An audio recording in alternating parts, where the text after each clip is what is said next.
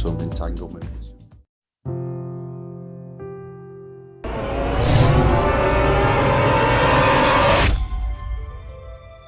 We watch the news. We see war, disease, poverty, man against man. We see billions of poor people displaced by the power brokers. We see the super rich getting richer. Many simply see the news. They don't understand, or even try to. They don't know the bigger picture, the truth about what is really happening out there. The truth is, what happens out there affects us all. And all of those world events are happening not by chance, but by design. All of our lives are being affected by just a few men. Those men are members of an elite group. Their ancestors plotted and schemed just as they do today. Their goals are short and long term.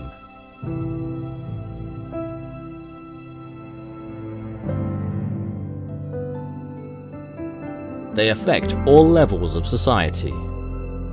Lawmakers and enforcers, religious and political leaders, movie makers and media moguls, industrial giants and pharmaceutical murderers. All around the world they work, plotting and scheming, scheming and plotting. Nobody dares to speak out against them. Most don't even know. Through clever manipulation, marketing, propaganda and force, they control the world. These are not the people you're thinking of. These are not always the politicians, who are often pawns themselves. These people are members of a long line, a golden thread through history that stretches back thousands of years and can be traced through their own bloodline. We have given them many names: Illuminati, New World Order, Priory of Sion, and more. What they do and who they are is such a huge secret that any means is used to keep them safe. I have been at the heart of one such group and seen how they mock the world outside. Welcome to the world of a very real and powerful secret society.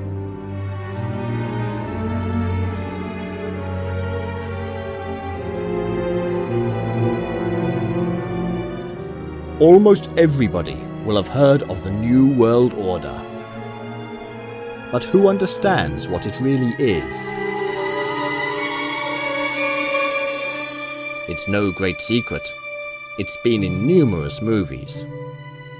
Most see it as some kind of grand order of people in power plotting world domination and the development of a utopian world. This belief has been fostered and spread as if it were not such a bad thing. The truth is, a great many people want to join.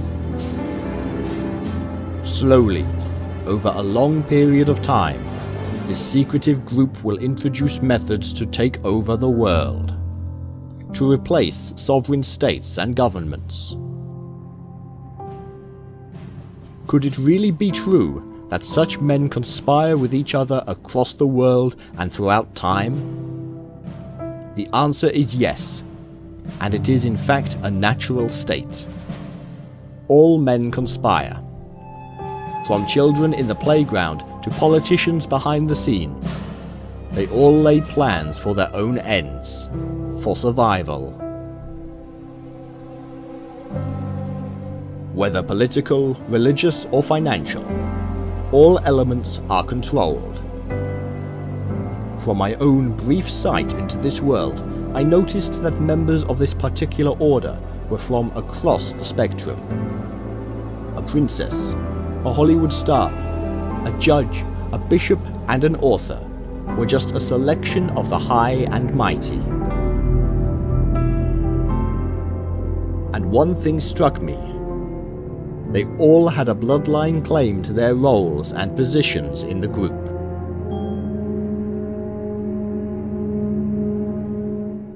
Even my own palm was checked for a special line which would indicate my right to be a member. I had the line, I had the ancestors, but I did not have the will to join.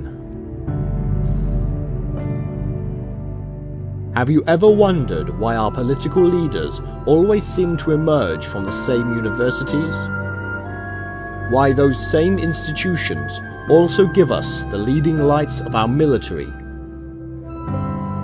Hundreds of years ago, these universities were set up by the people in power to ensure the stability of the nations, to foster and grow like-minded people, to give knowledge and training to members of the elite bloodlines of the world. Choose a name, almost any name from the world of politics, and you will find that their family lines spread out into other influential fields, such as the media. Because of the control of the media, the voices raised against them are almost never heard, or even worse, are stigmatized. They are made to look like cranks. They are given names such as Christian fundamentalists, or anti-government conspiracy freaks. But you don't need to be a Christian or a freak to realize that the people in power are in it for themselves. But something has been working on the mindset of the people. The internet has been a hotbed of information gathering and dissemination. This is one reason that the NSA and other secret services are illegally monitoring your every word and deed. Many in the world now see beyond the news we are fed.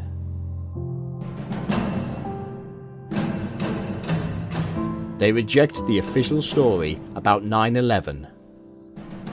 They know there was more to the story of the death of Princess Diana.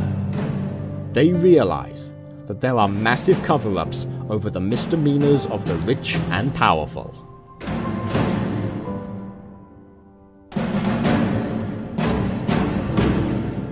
In fact, the conspiracy theories became so powerful among ordinary people that political scientists became concerned about possible mass hysteria, and so further controls of the people were applied.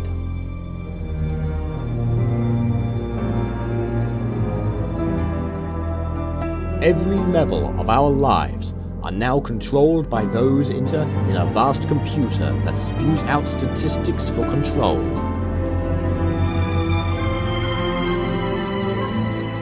We are fed information, news, entertainment from birth. Propaganda manipulating our every thought. In Russia, everything is the fault of the Americans, and in America, it's all the fault of the Red Peril.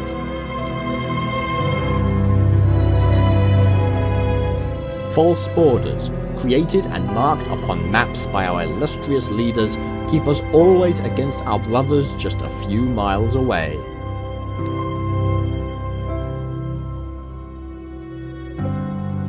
Go to university and build up your debt.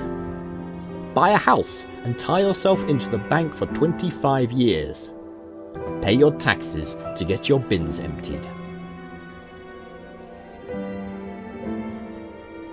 Look like this to be accepted in your society. Eat this filth we have repackaged, painted and scented for you. Trust us. We are your leaders.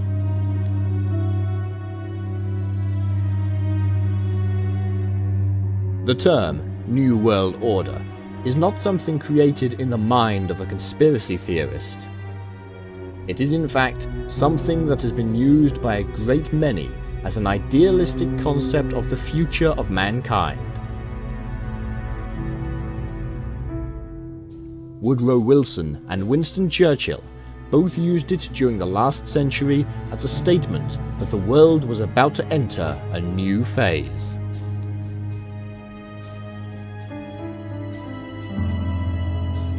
The world had just been through a massive upheaval.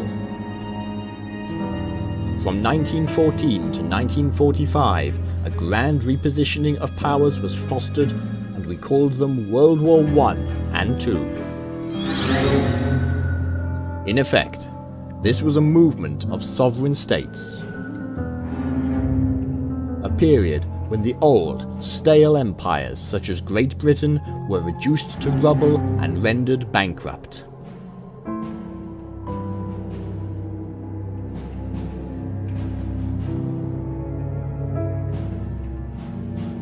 It was part of a grand sacrifice for the great good of the coming New World Order. It was also used to grow the world's most powerful commercial business to such levels that it staggers belief: the arms industry.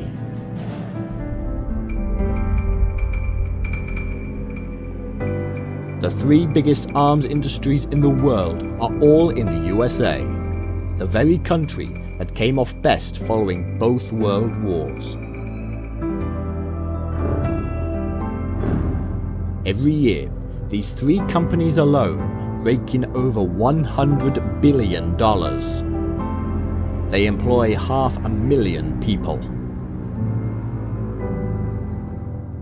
When you create war, you sacrifice people, but you make a fortune, not just from the arms, but from medical supplies.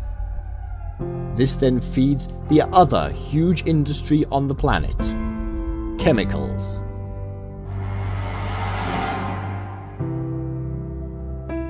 Now, as world trade globalizes, so too do the arms and chemical industries. Huge percentages of emerging nations' budgets are spent on arms and medical supplies. And this often brings civil wars, which fosters that growth. After the First World War, a League of Nations was set up to bring countries together. It failed. After the Second World War, the title was changed to United Nations, and trillions of dollars now pass through this organization, which has amazing power.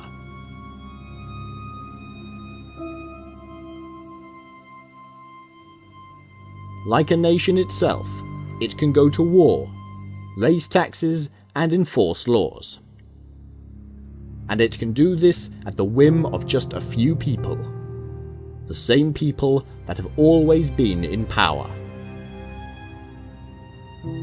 Add into this the organization we call NATO, and we have yet more incredible power in the hands of just a few.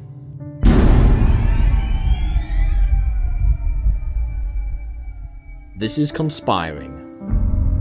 This is an example of how people get together, decide on a future, and put a plan of action into place to ensure their preferred outcome.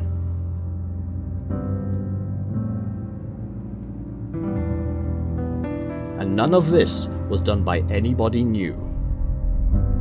All the real powerful decisions were made by people whose ancestors and relatives have always done so.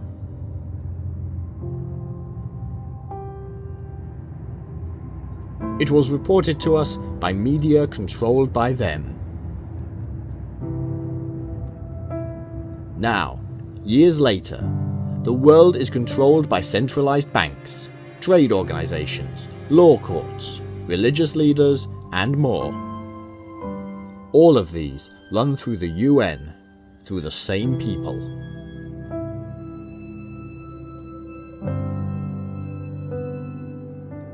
all of these are led by people spawned and fostered in the same universities from the same stock.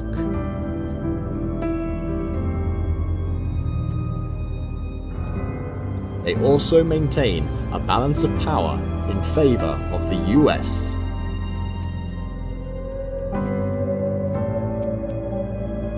Nobody argued with any of these changes, partly because very few people understood them, partly because those in power owned the media, but mostly because nobody ever wanted to go back to a situation like the World War ever again.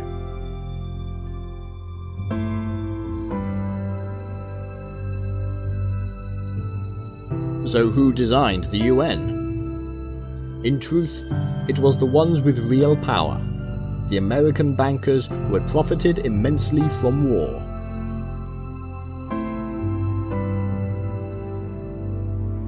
As the system stands today, evolution and capitalism states that simply, the most powerful businesses are the fittest of the species, and will only remain so while there is war or threat of war.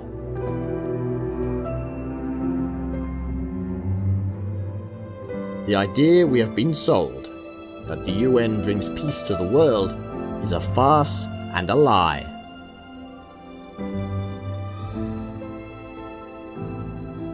Created, run, and utilized by powerful self-enriching warmongering businesses that sell us bullets and antibiotics.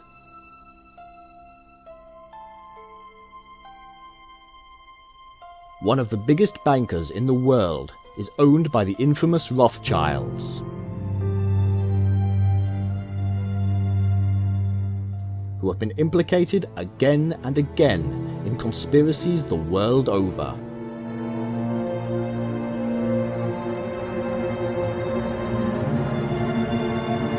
The royal head of state of the United Kingdom banks there.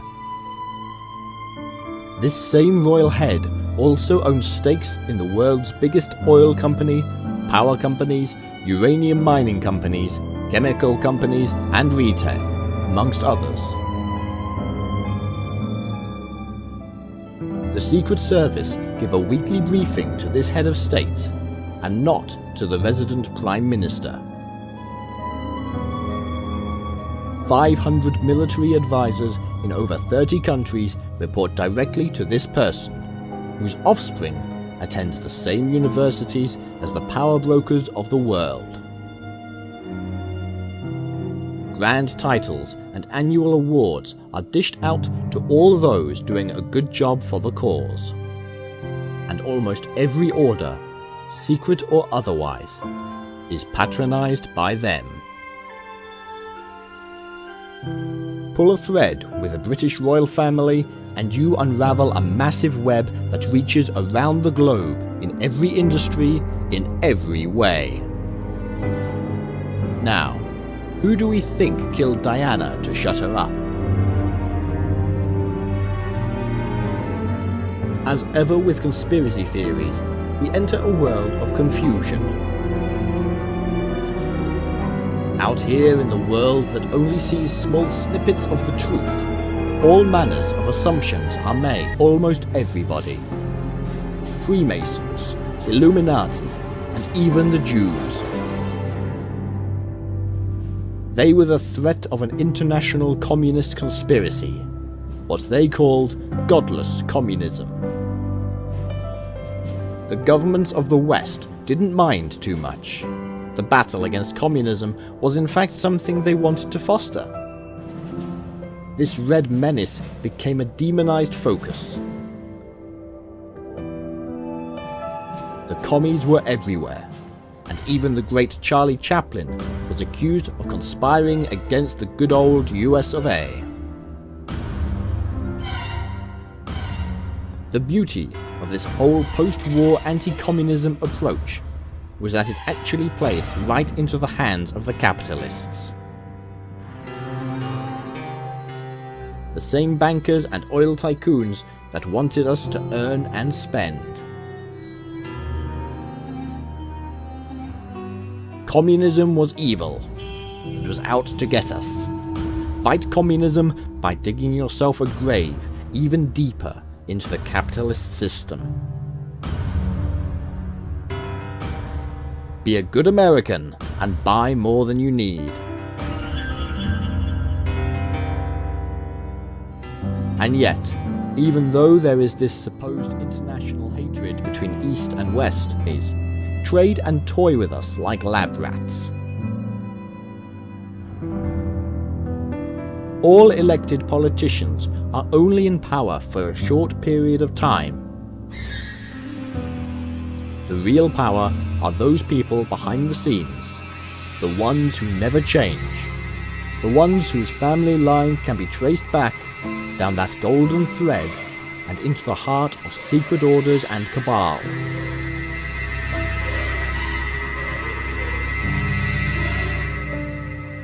The civil servants of the world have more power than their puppet politicians, and in religion, royalty or politics, it does not matter.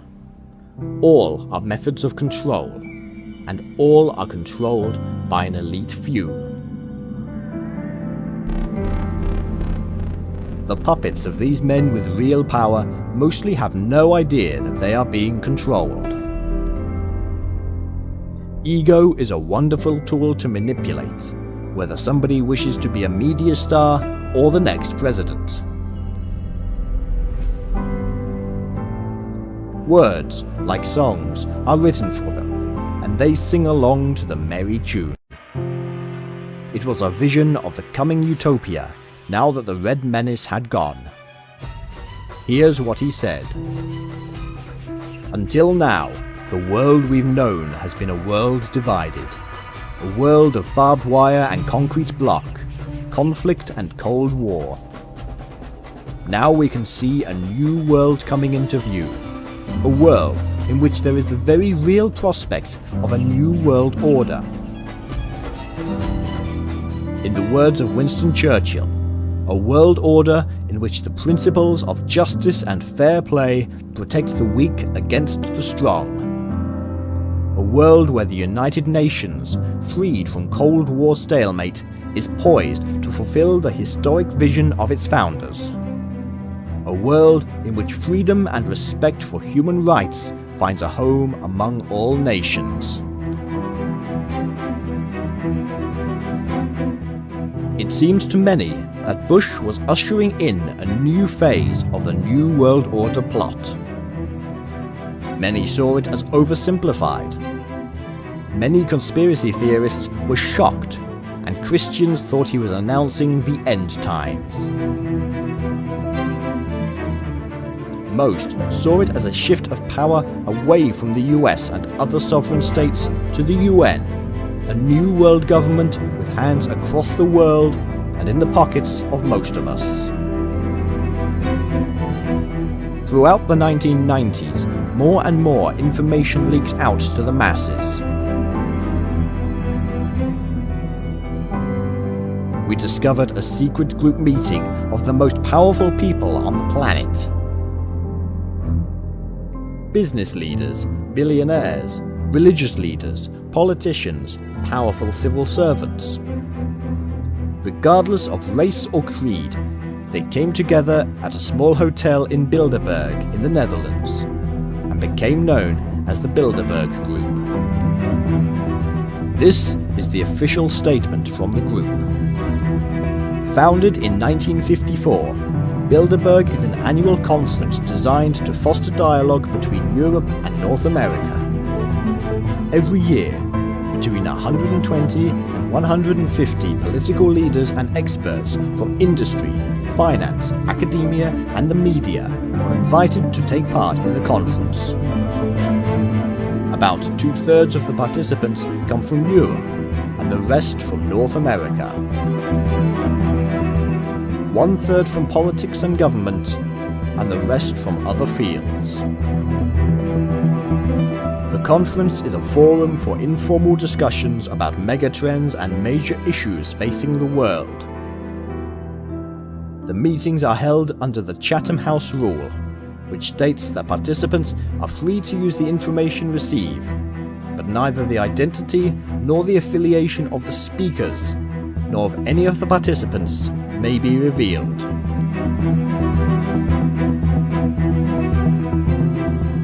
Thanks to the private nature of the conference, the participants are not bound by the conventions of their office or by pre-agreed positions.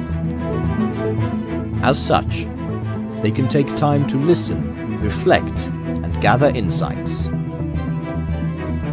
There is no detailed agenda, no resolutions are proposed, no votes are taken, and no policy statements are issued. There is no detailed agenda. We are supposed to accept this, that highly educated and powerful men come together from across the world with no agenda. The meetings are secret. Elected and unelected behind closed doors and decide on what happens next. People that run international billion-dollar companies come and influence the politics of the world. What gives them the right? Do we really believe that what is being discussed and decided upon is for the good of all mankind? And this is what we know, and we only know because we discovered it. Had the meetings not been uncovered, then it would still be a secret. What else do we not know?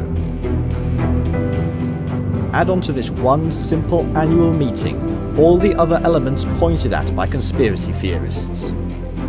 The power and influence of Wall Street, the Federal Reserve System, the Council on Foreign Relations, called by some the Shadow Government, and of course, the Trilateral Commission.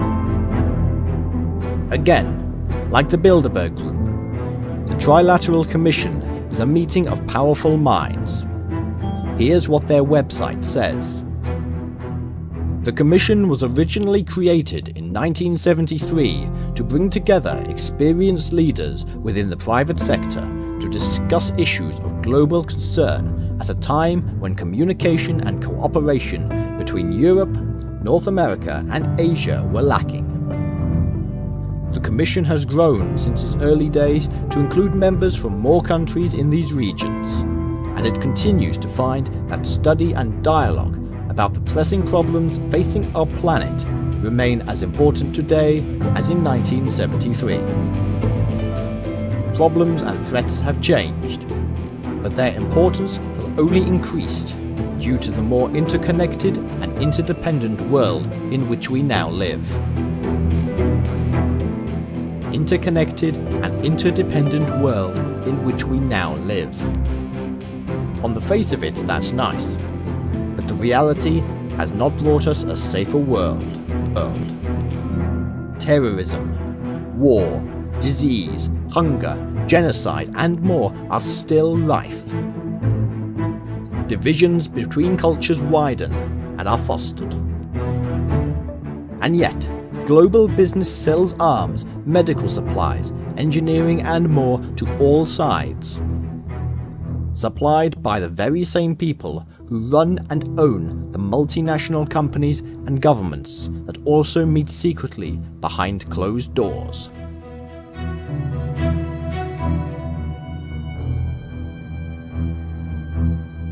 They feed us lies and deal with each other. We are being controlled and manipulated. Our eyes are diverted with one news item after another. An atrocity is caused, blame is assigned, arms budgets increase, and a new or re-envisaged old enemy created.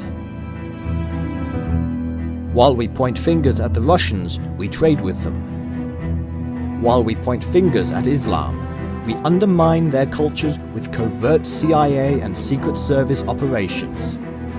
Gaddafi, Saddam Hussein, Osama bin Laden, and more were all pawns of the secret services. Educated, paid for, and placed into power by the West. It is a process that has been going on for centuries.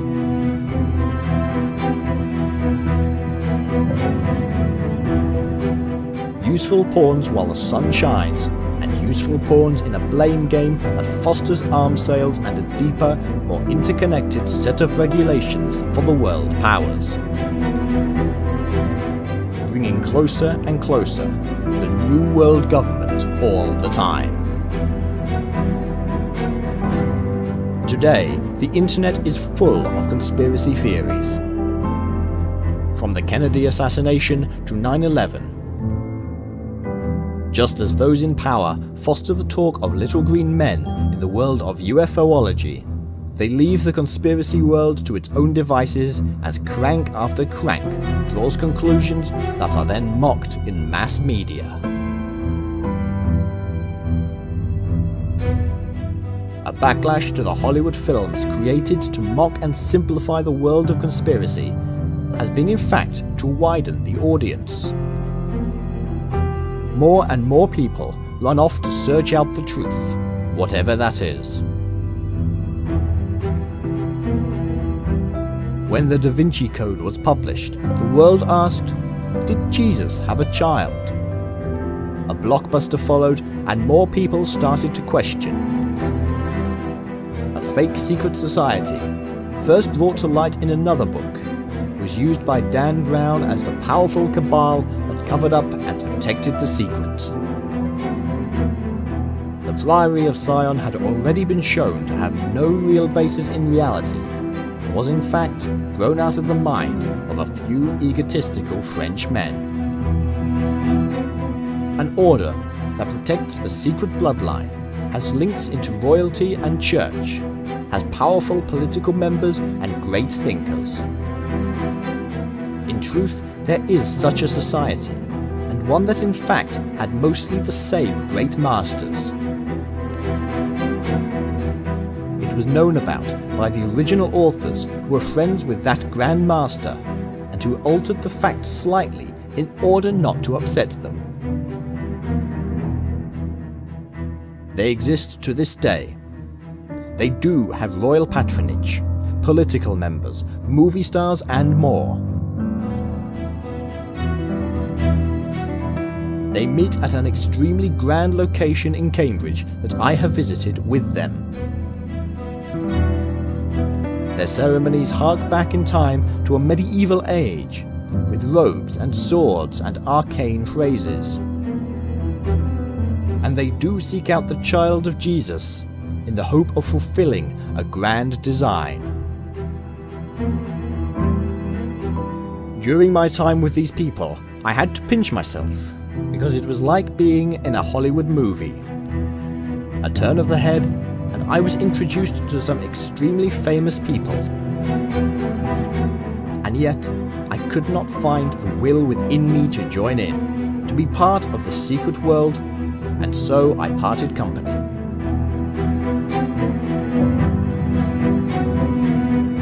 There can be no denying that across the world, very powerful people are controlling things. We can create names, change things a little, point fingers, but the facts are simple. They are too powerful to mess with for an ordinary person.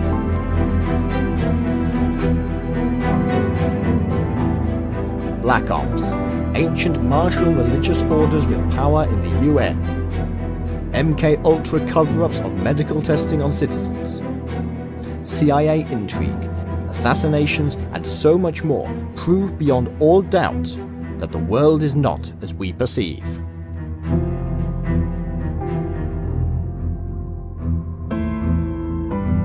The term New World Order has not gone away. Only recently, British and American politicians have freely used the term to help us understand the need to avert another financial disaster that they created. That disaster strengthened the need for a yet more integrated financial system in the world, even if it is with the people we are told are our enemies. A new world is emerging. India, China, and South American countries are growing fast, and the elite need to be embedded. They have succeeded, with bankers and business rushing in to solidify unity across cultures. A burger in Beijing tastes the same as a burger in New York.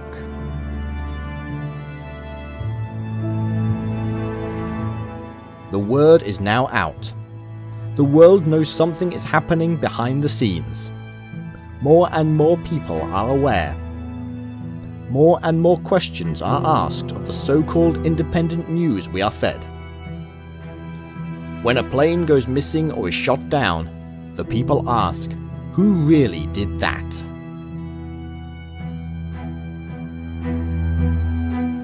Popular entertainers, musicians, and even talk show hosts are forming anti-elitist friendships and pointing fingers. But there always remains one big question. What is the real purpose of this massive conspiracy, if it truly exists? To many Christians, the conspiracy is an evil plot by Satanists to bring about the end time. We are living in the last days, they say. Those people who are controlling us do so because they made a deal with the devil, sold their souls for power. They will promise us a utopian world where they plan to bring their satanic empire on earth. They have their own trinity, Satan, the Antichrist, and the false prophet. Numerous people have had the finger pointed at them for all or one of these, and as they die, a new name is chosen. It goes on and on. A fantasy world of religious nonsense. People who are tied and yoked to a fairy tale story, creating yet more fairy tale stories. The biggest organization picked on by all conspiracy theorists is, of course, the Freemasons. It began in around the 16th century in England, the home of so many origins. It is an organization that has secrets, and yet the membership is fairly open. A great many people in power have been members, but so too have many who are not. To the outside world, its symbols and ways are strange and arcane. There are multiple layers. On the one hand, the symbols speak of a great work upon the individual, to make that person more pure and holy. To fundamentalist Christians, they worship Lucifer and hold no particular religion. In truth, they accept all religions into their fold. But a man must believe in God of some form. This is an all-inclusive club in that respect, and it crosses religious and political boundaries.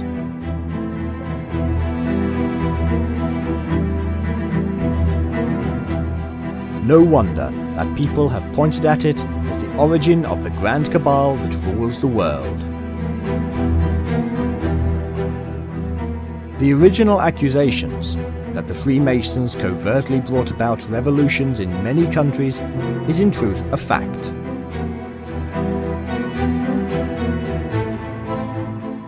There is no denying that the French, American, and Spanish revolutions and civil wars were fostered by Freemasonic workings.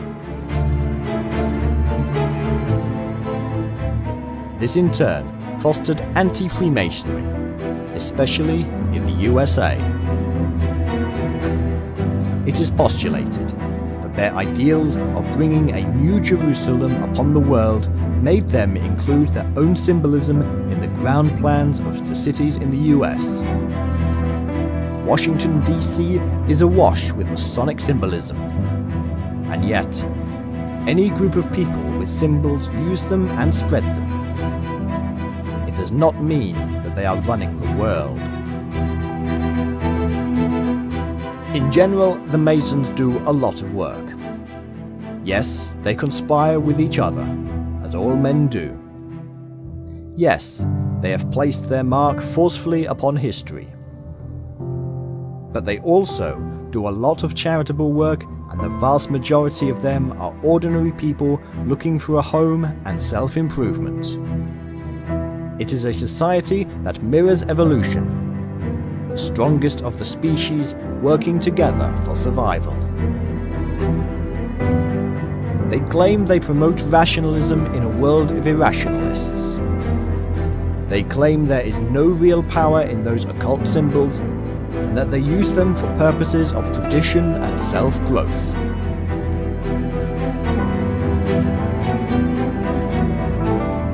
The Latin phrase Novus Ordo Seclorum, which appears on the Great Seal of the USA and the dollar bill, actually means New Order of the Ages, and not New World Order. They say it speaks of the New World of America, a new independent state, free of the bounds of old Europe. They also say that they have no intention of rebuilding the Temple of Solomon, because it is there for symbolic purposes. I myself have met many Freemasons, some powerful, others not. I have never yet looked at one and thought to myself, yes, you're an evil, power-hungry monster. The ones I have met have been more interested in the process of self-improvement, of meeting like-minded friends, and of course, helping them get ahead in business.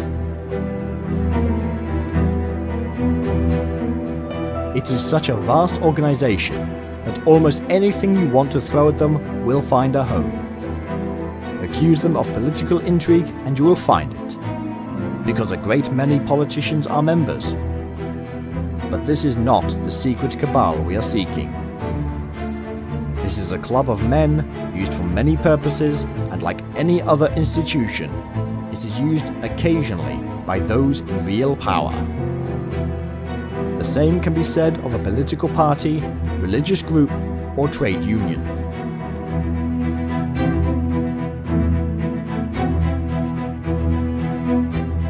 Inextricably linked to the Freemasons,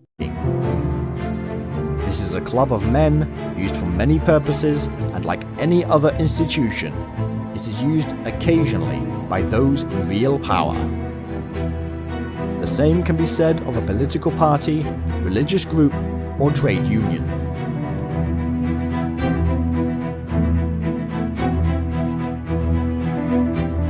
Inextricably linked to the Freemasons by so many conspiracy theorists is the Illuminati. It was all started in 1776 by a professor called Adam Weishaupt in Bavaria, Germany. Its members were recruited from within the Freemasons originally and advocated secularism, liberalism, and republicanism. It was a direct threat to the royal houses of Europe and the religious world at large.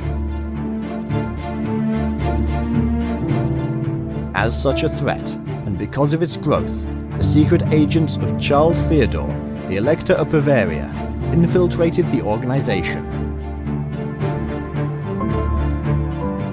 He refused to allow a group that advocated the end of the Bavarian monarchy and its state religion, the Catholic Church. It didn't end there.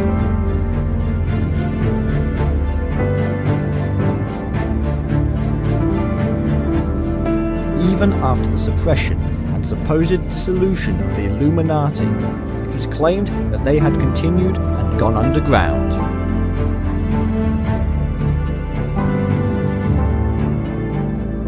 The French Revolution was pinned on them, and it was stated that they were really behind the terrible atrocities in the Reign of Terror. The Illuminati were everywhere, hidden and dangerous. Europe was under threat. The facts are there. Men across Europe were conspiring secretly to bring down the authorities of church and state. The Illuminati was a convenient title. Just as today we use ISIS or Al-Qaeda. By the 19th century, the royal houses of Europe were seriously afraid of this hidden threat. In fact, the methods used to suppress revolution were so harsh that they in fact brought it on. By the 20th century, the myth of the Illuminati was so strong and still alive that it was being claimed they had infiltrated every level of society, and that, in reality, it was serving the Jewish elite. This kind of propaganda actually played right into the prevailing anti-Semitism of the day. It was claimed they were actually planning on dividing the world between communism and capitalism, both of which were said to be of Jewish origin. The reason was to rule the world through this division. Suddenly, secret societies such as the Skull and Bones and the Bohemian Club were said to be Illuminati covers. A new world order was being created by this secret cabal through many seemingly separate organizations. The problem with much of this is evidence. We actually have no evidence that the Illuminati outlived the 18th century. All we have are rumors. Admittedly, there are a lot of rumors and links, and it is easy to see why 19th and 20th century writers were convinced they had survived. As if by magic, an anti-Semitic text sprang up in the early 20th century, backing the claims that there was a Zionist conspiracy afoot. It was called the Protocols of the Elders of Zion, and it was damning. Published in Russian in 1903, the text alleged that the Jews and Freemasons were conspiring for world domination. It is supposedly the minutes of a secret meeting between a group of elite Jews who, it claimed, believed they had the right to rule the world as the chosen people. Whoever really created the protocols understood propaganda well. It revealed that behind the facade of the Freemasons and even the Illuminati, there lay a Jewish conspiracy. It was part and parcel of a universal anti-Semitic world that culminated in the Holocaust of the Second World War.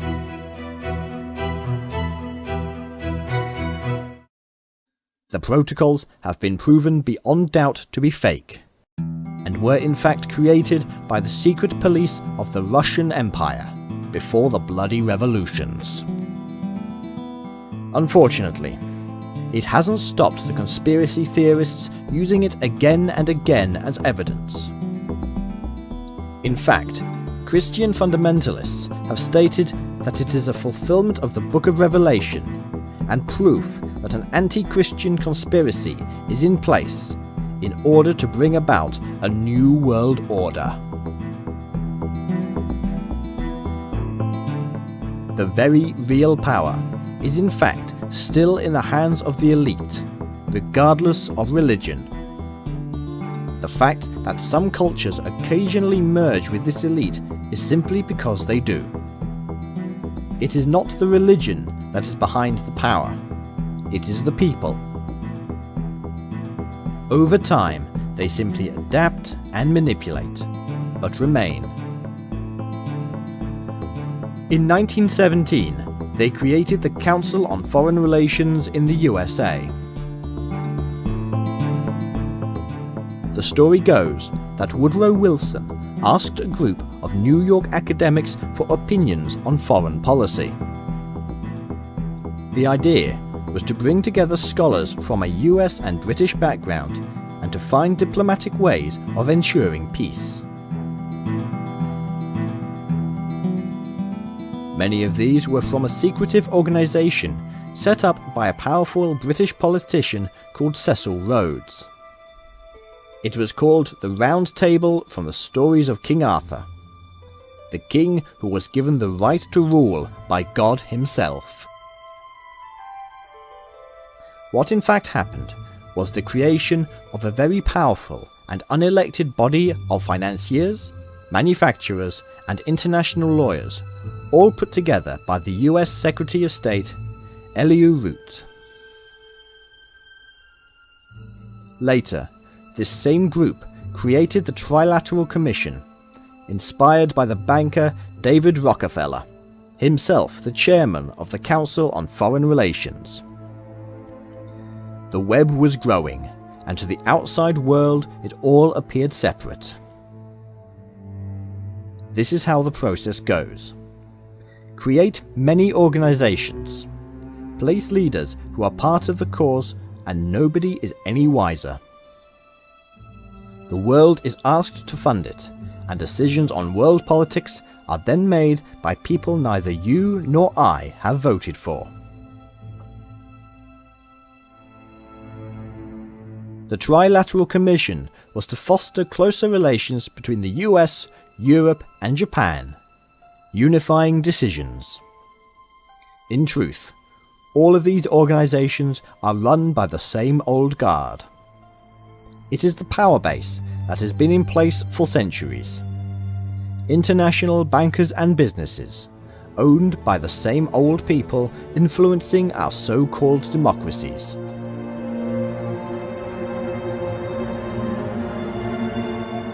There is no true independence won on the 4th of July. There never was. No president of the US has ever been elected that was not part of the gang or could be manipulated by the gang. No president or prime minister dare argue with such power. When anybody does rock the boat, they are removed. We have seen enough suspicious assassinations to know this to be true. A Democrat member of the United States House of Representatives, Larry McDonald, said in a book from 1976, "The drive of the Rockefellers and their allies is to create a one-world government, combining supercapitalism and communism under the same tent, all under their control." Do I mean conspiracy? Yes, I do. I am convinced that there is such a plot, international in scope, generations old in planning, and incredibly evil in intent.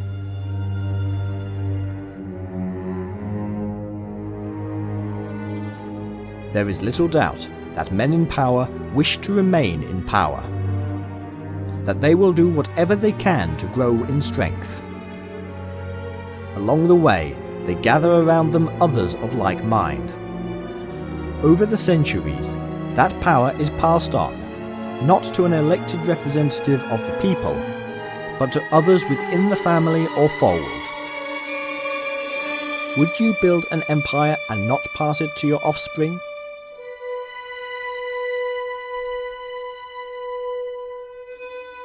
Manipulation, promises of wealth, propaganda and bullying are all tactics used again and again, and have been used for eons.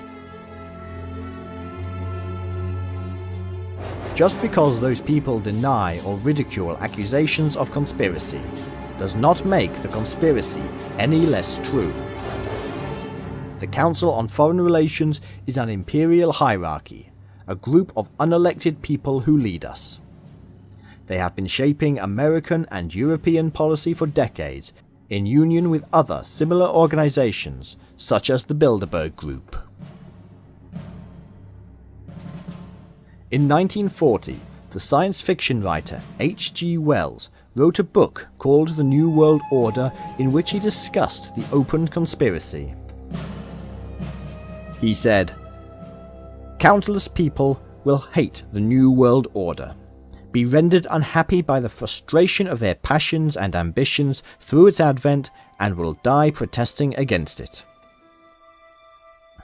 When we attempt to evaluate its promise, we have to bear in mind the distress of a generation or so of malcontents, many of them quite gallant and graceful-looking people.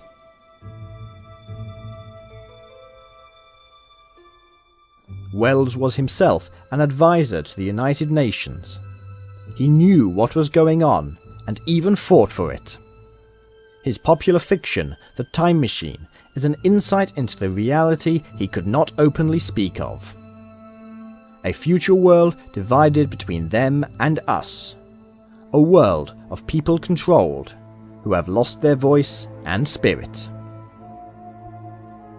At the time Wells was writing his books, there was a world war afoot. It was a continuation of unfinished business from World War I. It was a social and political revolution in Europe that spread across the world. The outcome of these two wars was simple, and was, in fact, what the Illuminati had been looking for. The old ruling elite, the old royal families, the religious power bases of Europe were altered beyond recognition. Great Britain simply lost its empire.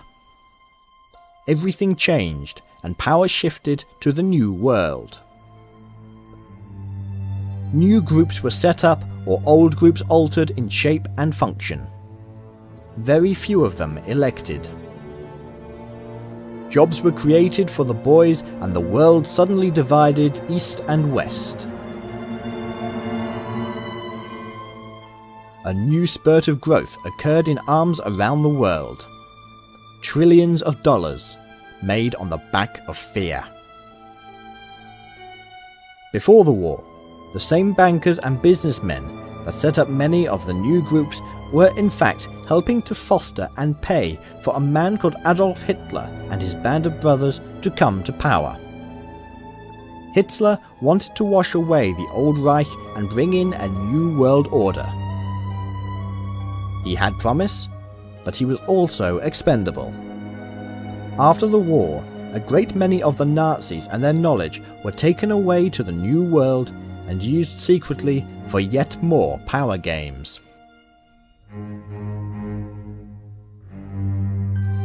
Nothing is as we are told.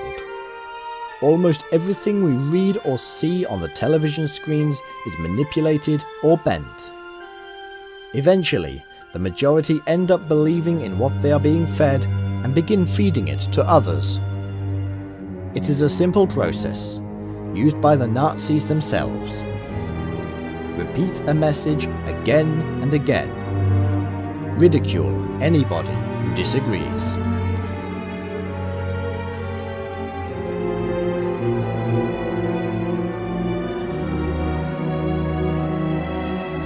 The moves being made are gradual and for good reason.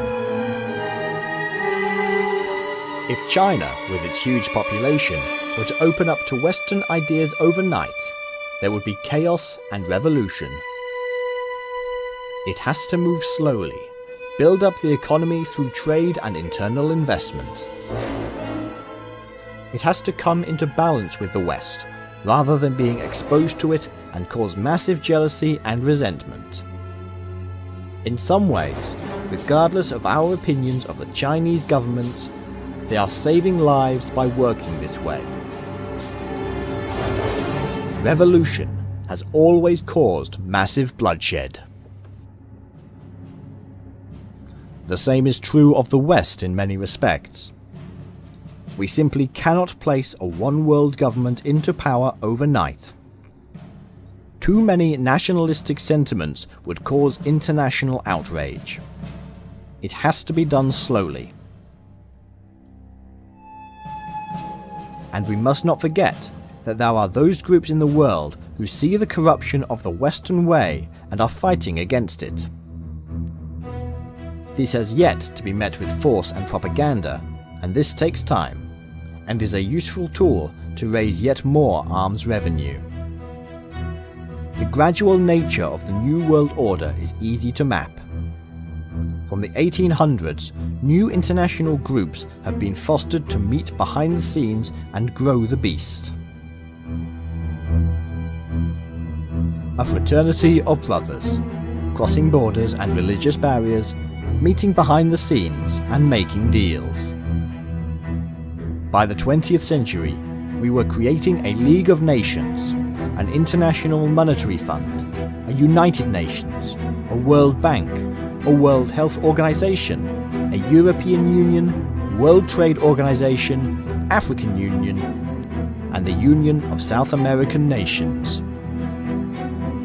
These are just a few of the powerful clubs around the world where the members are more often than not placed into power, not elected. And we are told repeatedly that we live in a democracy. While the West accused Russia of causing trouble in Eastern Europe, they sell them arms and buy their gas. While we bolster one regime in Africa, we sell the other side weapons and food. The surface story is thin. It has always been this way. As Lawrence of Arabia was convincing the Arabs that Great Britain was on their side, the Brits and French were plotting to carve up their land between them and siphon off the oil. Indeed, the British Secret Service were even in talks with the enemy, the Turks. The question is not whether a world government will ever happen.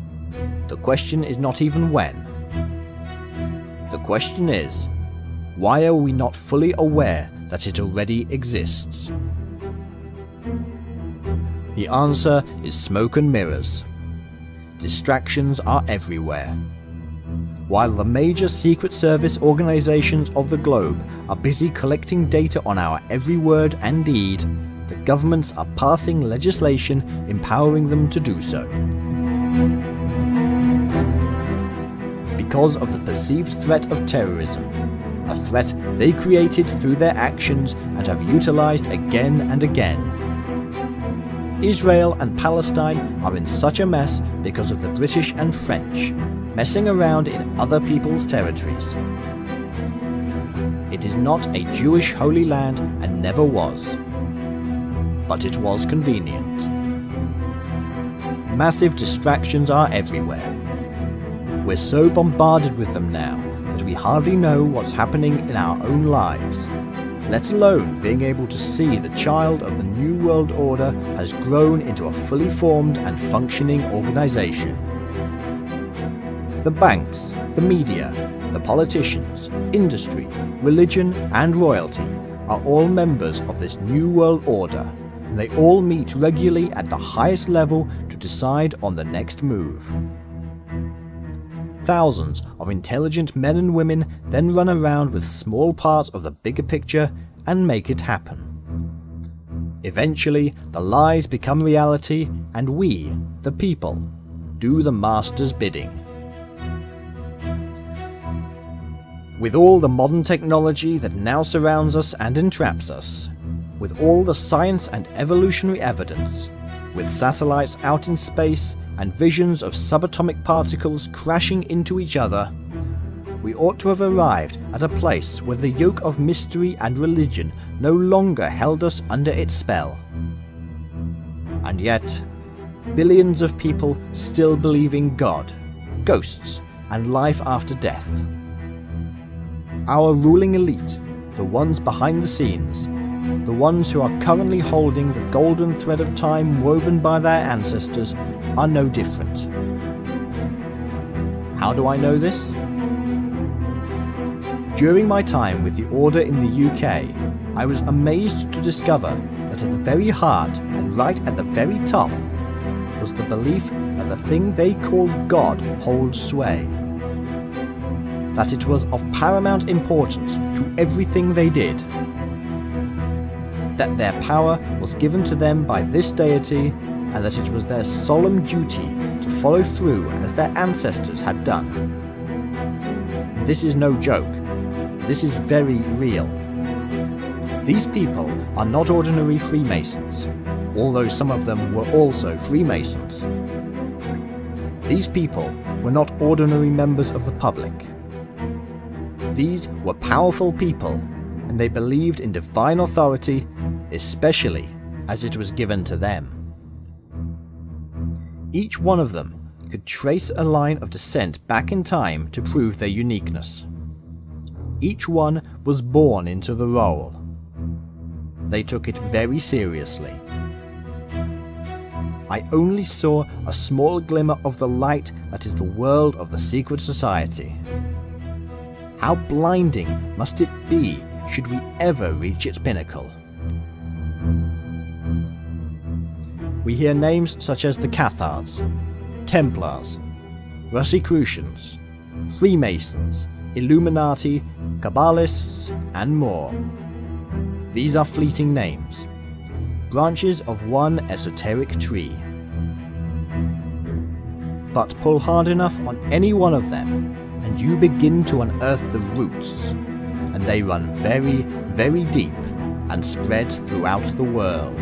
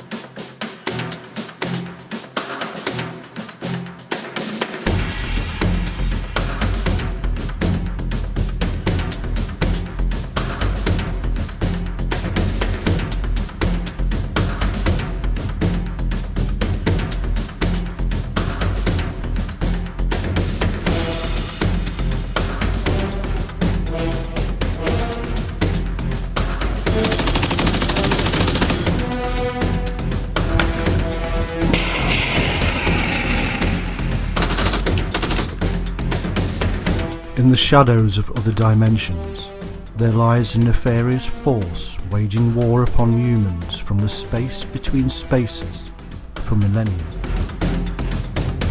A dark force that governs not just our thoughts and actions, but our very souls. The very advent of time began the slave-master hierarchy between us and those unseen forces behind our every action and thought.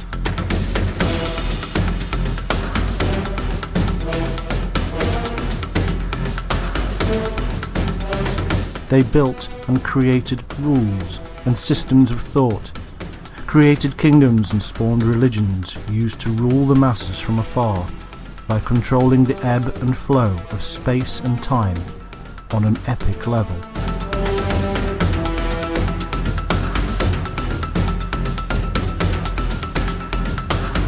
Under the guise of free will and individualism, the systems in place around us actually ensures that we have no choice but to comply and obey an underlying agenda that, at its core, is evil.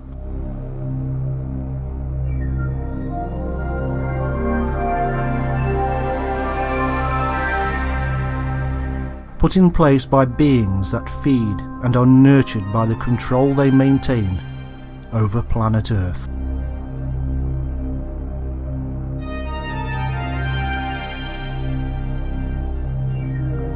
Outside of the realms of our own imagination and our own reality, there is a sinister, unseen race of beings controlling our every move. From the moment we are born on this planet we call Earth, we are under the yoke of an invisible, superior race.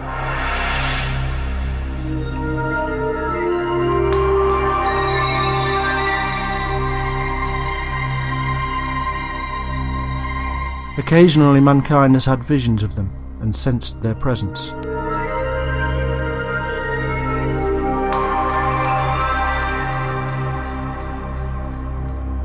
We have given names to these fleeting transcendental blips in the reality of human consciousness. Angels, demons, ghosts, fairies, elves, aliens, reptilians, men in black, and now dark, all-powerful secret societies.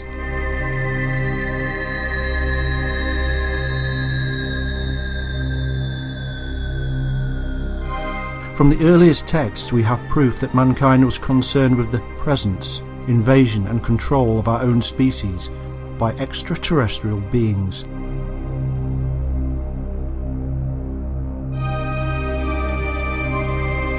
But these are not necessarily beings from another planet, but from another dimension. There is a science behind their existence, and the secret lies within the waveform. Over the millennia, these beings have stepped in and out of what we call reality, and manipulated our lives. They have control of all our governing institutions, from sovereigns to senate, from commerce to church.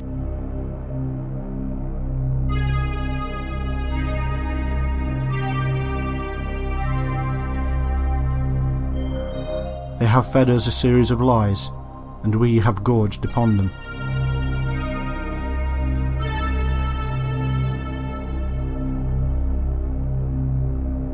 It's time to stop the feeding frenzy, and to change our diet to one of truth, to expose the hidden agenda that poisons our minds, to take back our lives.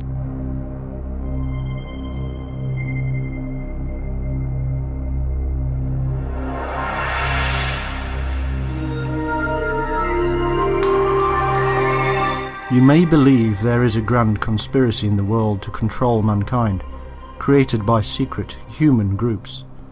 You may believe that aliens are dealing with our governments, or that there is even a great hidden war afoot between mankind and extraterrestrial life.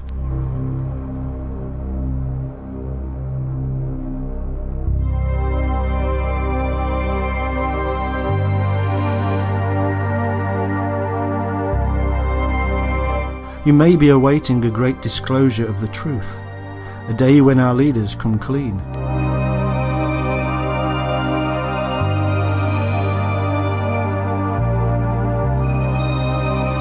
The truth is that our governments and even those secret societies are as much in the dark as you or I.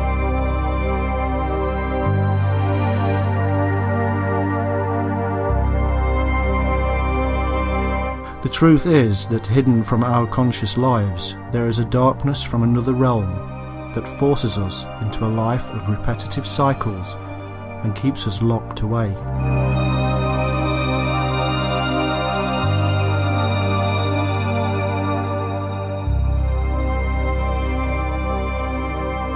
If you choose to open your mind and consider a different reality, then you may yet be free, at least in spirit.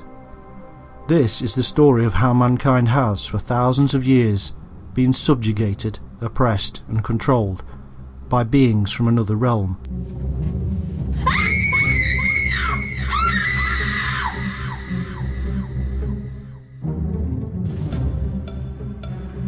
Are you ready to escape prison planet Earth? The first thing we have to do is to overcome the immediate sense of how strange and bizarre the whole thing of an ancient, controlling and hidden race of beings can sound. Our ordinary lives are so full of facts and figures that we perceive as reality. It's this temperature, it's this time. We live in this country, we are human. We own a dog or cat, we go to work, we come home, we get married, we have children. We work hard, enjoy our lives, and then we die.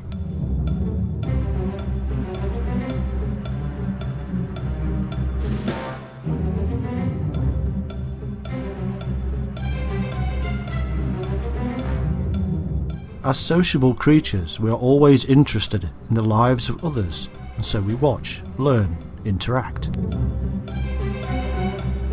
We even spend thousands of hours of our lives watching soap operas and films of fictional people. But we know that these are just actors, don't we?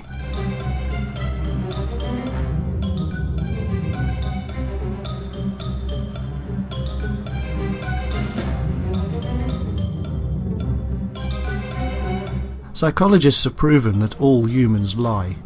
There are just different levels of lying. So what can we really trust? Are the stories we listen to from friends and family any more real than those on the TV?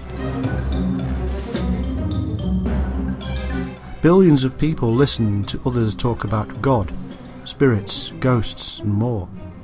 Billions of dollars are spent on these stories because of belief. This is belief in the words of another human, who we know is more than capable of lying.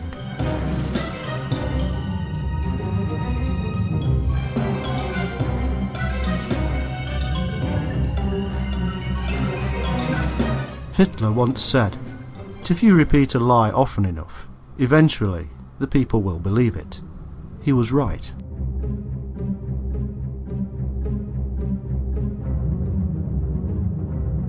Thousands of years of spouting the same lies has created massive populations of the globe that now believe in a deity.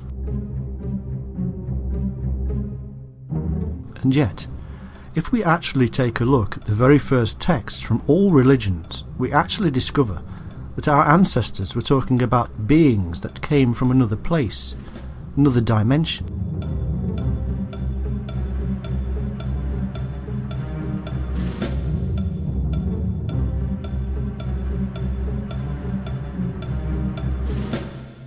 They reveal that beings descended, often with craft.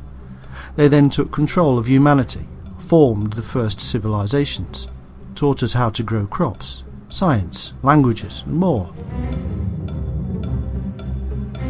They placed superhuman watchers over us to keep us in our place. We, in return, worshipped them and turned them into our gods.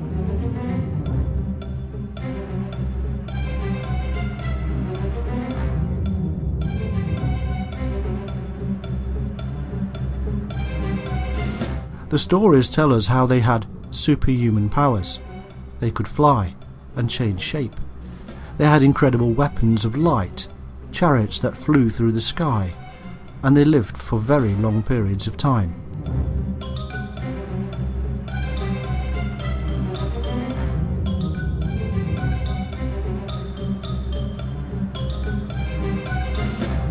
Why is it that we modern, scientific, practical humans believe in a so-called loving and jealous God? Because that is what they wanted us to believe. But the truth is that these ancient aliens, beings of light that are in fact our prison guards, and we are under their yoke.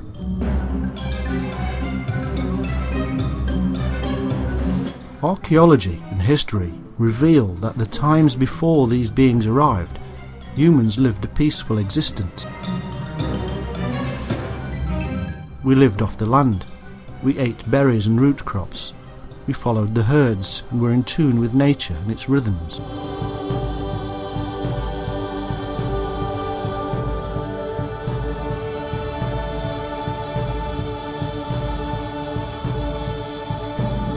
Then, suddenly, we find broken bones, burnings, and other signs of warfare. What changed? The beings arrived, and a divided mankind fought back. An ancient civil war across the world between those who followed the invaders and those who wanted freedom. It was the beginning of a new way for humanity, a new method of imprisonment. Religion was created for us to follow the lies. And what does religion do? It makes special super beings. The legendary histories tell us quite clearly that these invaders mated with chosen humans and created a special breed. This new breed became our kings and queens, and were themselves worshipped as gods. From Egypt to Mesopotamia, from Europe to the Far East, all kings were gods on earth. These kings were given authority to rule by the creation of religion, which backed their claim to divine authority.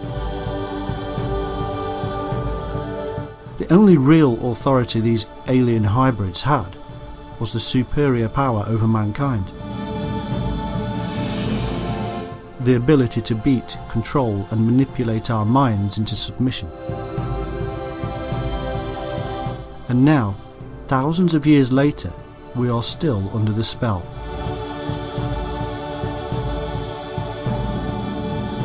One unique element we see in historical texts and art is the ability of these special beings to shapeshift.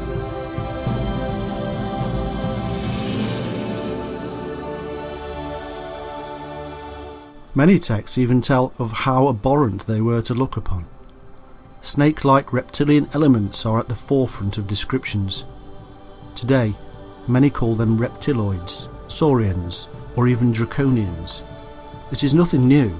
In fact, it has been known for a very long time.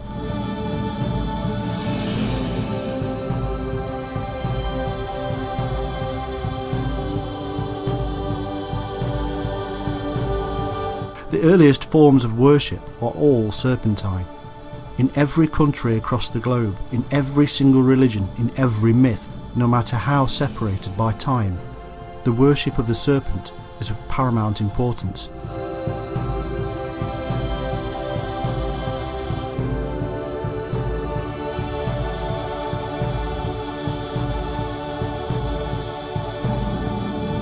Even in the Bible, the serpent that tempts Adam and Eve is a wise and knowledgeable serpent that speaks using its own voice. It is basically the story of how the serpent took control of the earliest humans, driving them towards a so-called civilized existence, controlled by religion.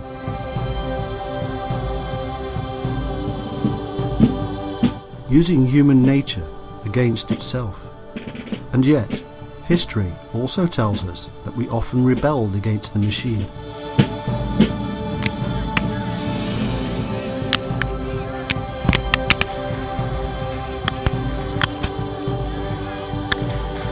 The fact that mankind actually did battle against them is clear from the myths seen all over the world, such as the casting out of serpents from Ireland and Malta. The stories of George slaying the dragon and the Archangel Michael fighting the beast are just two. They were given titles over time by mankind. Elohim, Shining Ones, Watchers. Titles of those who held strict control over civilization.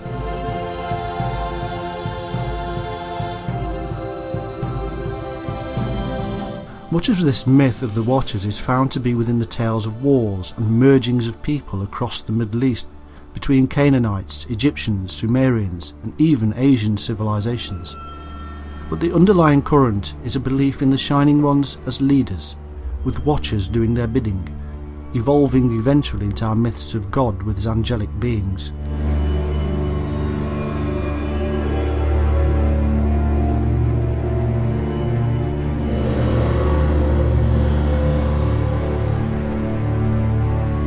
The terms Anunnaki, Anakin, and even Nephilim mean those who came down to earth from heaven.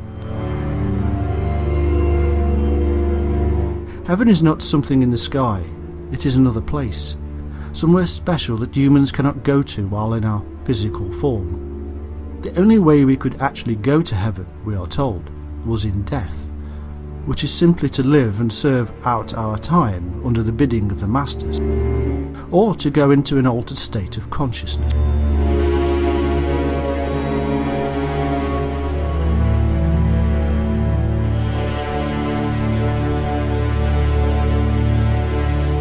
This in itself is very revealing, that we do not actually need a craft to visit the other realm, and from where these beings came, but instead we need to see differently, to alter our perception.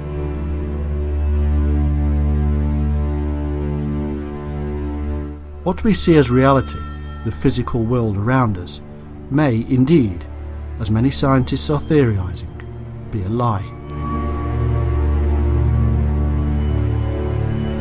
These ancient beings looked down on the people below and watched, something that would sound very familiar to thousands of people around the world today who have experienced alien visitations.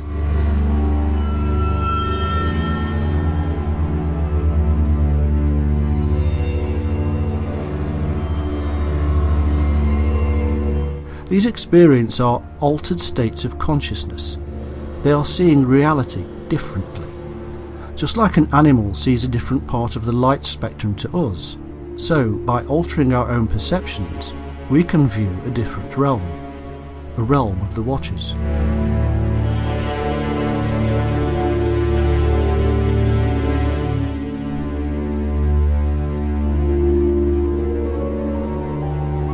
The truth of the story of the Shining Ones and their Watchers has been the subject of a purging by many Jewish authorities, who were understandably concerned that the myths of these angels and their worship would distract people from the worship of one God.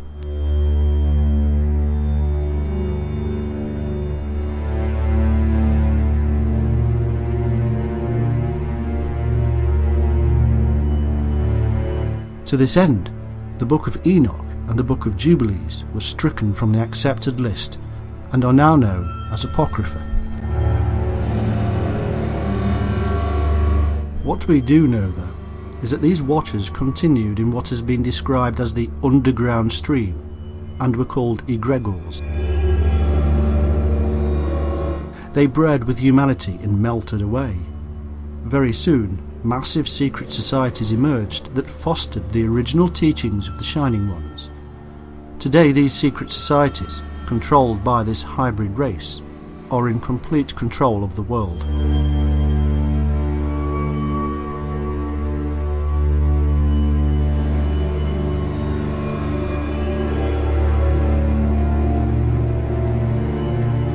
Derived from the Greek word egrioros, it means watcher or guardian.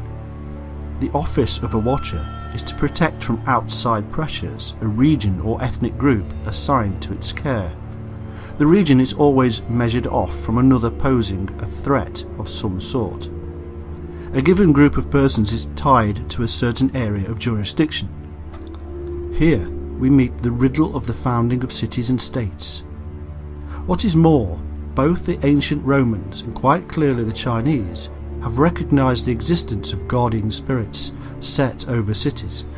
Indeed, one author reports as follows on the occult war waged on enemy cities by ancient Rome.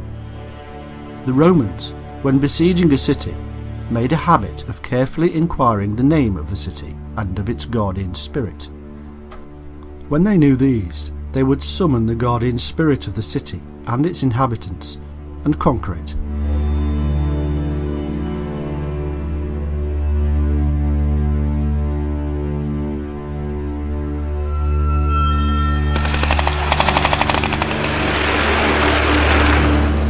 The battles between men are all part of a bigger control of mankind and are preordained by the Watchers.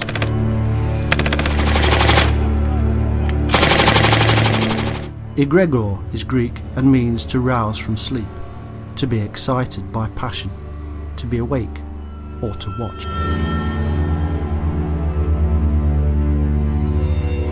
Incredibly, etymologically linked to the enlightenment experience of the awakening, or the place between awake and asleep. It is this very place between awake and asleep that the vast majority of alien abductions occur. It is this part of our mind, this midpoint, that we suddenly become aware of reality, of the beings all around us, controlling us. This is the moment many awake and become strange to the rest of society, because they have seen.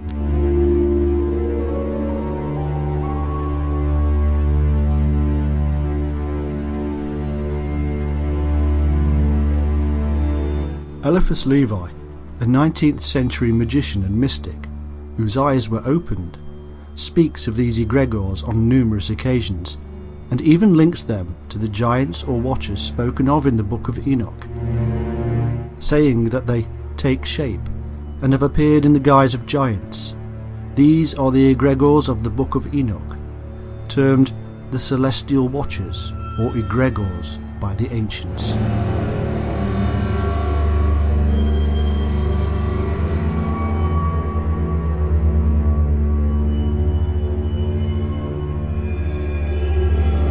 Levi also calls these egregores the Anakim, Shining Ones, men of renown, the giants of the Bible, and that they are expressed in the myths of various cultures, just as we have been finding.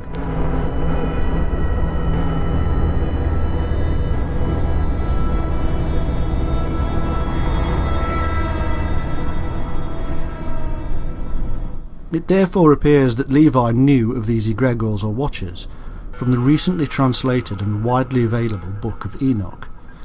Levi was well known to have Rosicrucian tendencies, and this movement too was aware of the meaning of the word. In fact, they believed that the egregores were still in existence and were working in the background.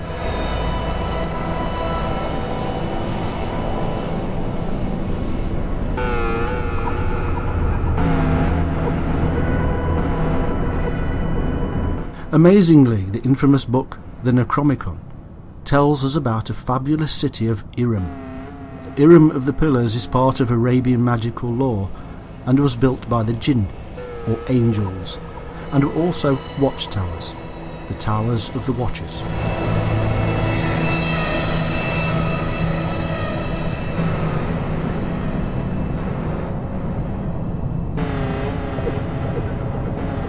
The Thesaurus Temporum, translated into Latin in the mid-17th century, gives us a chronology of events surrounding these egregores.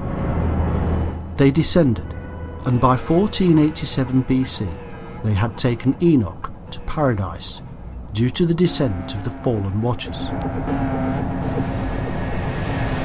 A text from the 17th century that quite clearly states that the watchers descended, remained on earth, and even took Enoch away again.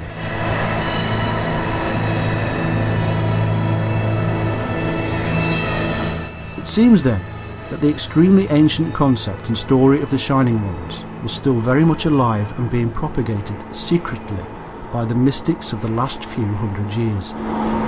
These were part and whole of the prince of this world, and of achieving the mystical union of the self-aware personality with the individual profundity.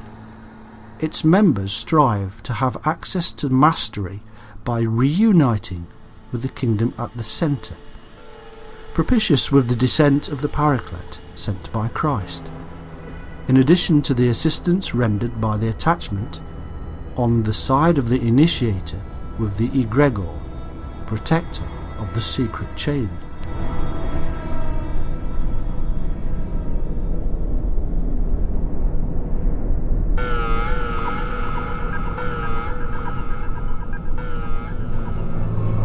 An apostolic succession of power, suggests John Michael Greer in Inside a Magical Lodge, is a basic function of the egregor. "Worship me," cries the egregor. "I am the Son of God. You are nothing but a worthless and sinful creature, damned from birth and destined to hell, were it not for my sacrifice. And without me, you will never reach heaven."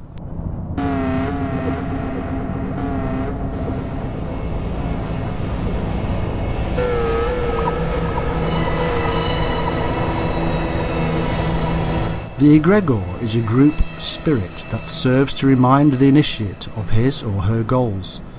It informs and guides the individual, and it protects the living chain of brotherhood.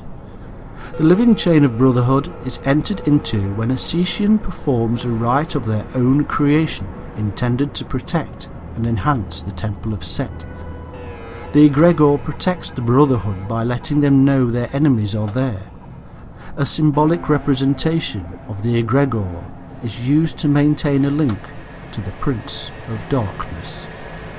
Sir Ormsond IV, Saturnian Principle.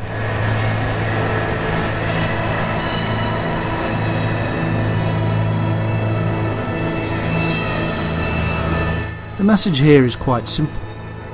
The Watchers are a spiritual or otherworldly being with power from the gods to control us. They should be worshipped by us.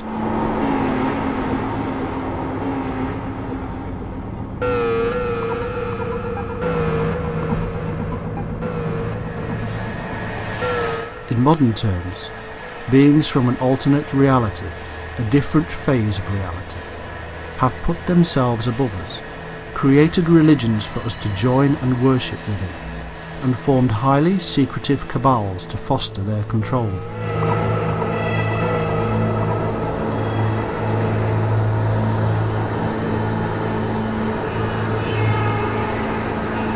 Failure to follow the command means we will find ourselves in what they call hell.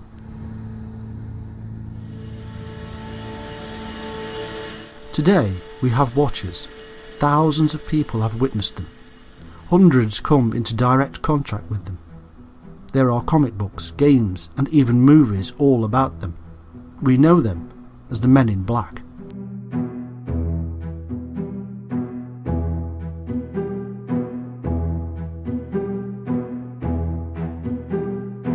Their origin in modern times can be found in the 1940s as UFO sightings were on the increase. People who reported having witnessed a UFO started to be contacted and threatened by sinister men in plain clothes and black suits.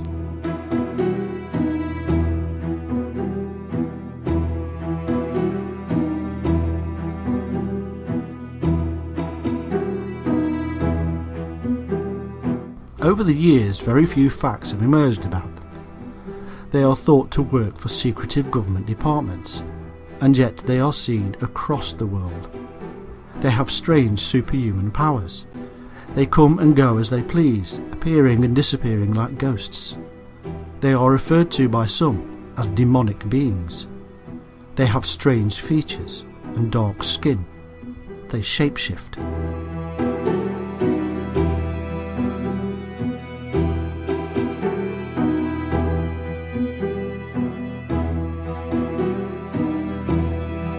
In fact, there are hundreds of reports of reptilian shapeshifters all over the world. Eyewitnesses have described humans turning into reptilians and back again before their eyes. These reptilians simply take the form of humans to merge into our society. It is all a trick of the waveform, a lie to our eye.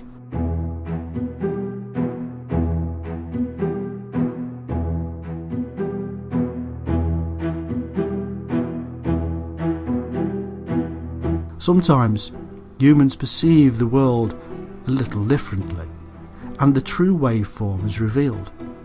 Ask anybody who has taken LSD what reality is, and they will give you a completely different picture to what they see and what you see.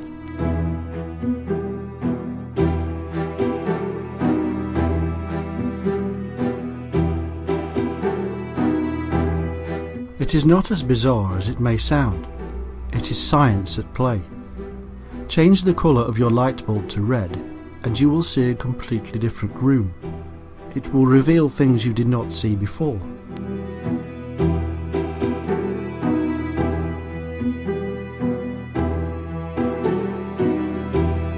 Strangely, Men in Black often come with strange sounds and lights, as if the barrier of the manipulated waveform was being broken down.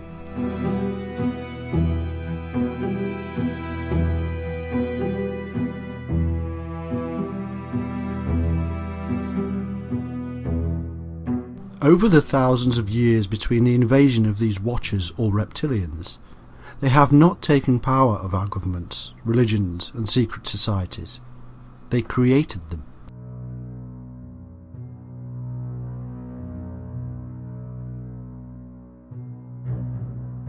They are the powers that rule the world. Their history is the mythology of each and every society and civilization. The stories across the world of serpent gods, dragons and beings of light are the stories of the mass invasion on a worldwide scale.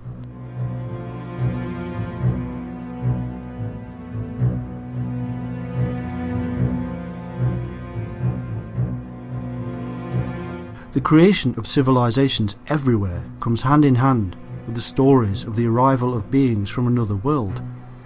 Before they came, we were simple, peaceful people. Afterwards, we were part of a huge prison on our own planet.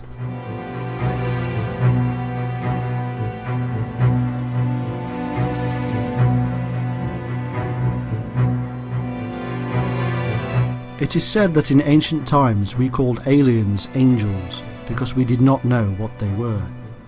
Today it is said we call them aliens because we know better.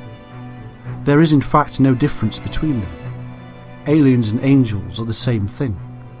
Angels came, taught us, manipulated us with their words from the gods, and even abducted us. today aliens do the same. In fact, just like in ancient times, abductees claim that they were taken by reptilian-like beings.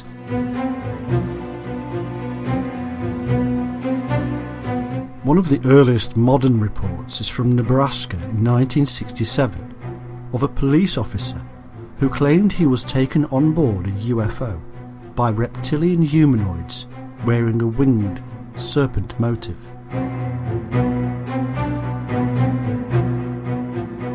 It is claimed by some that aliens would not be humanoid, but they would be if they had, as the ancient texts state, created a hybrid species.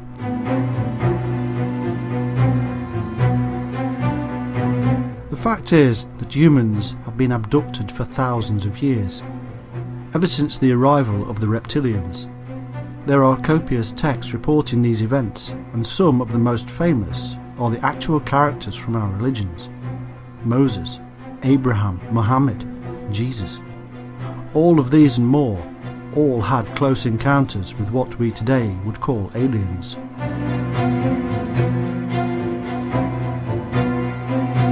Even Mary meets the angels of light at the tomb of Jesus.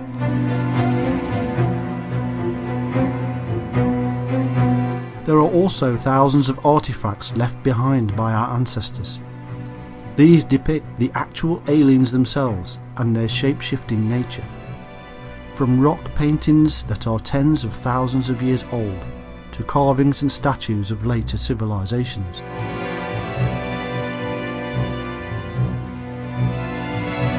There are even numerous crafts seen around the world and left for us as works of art.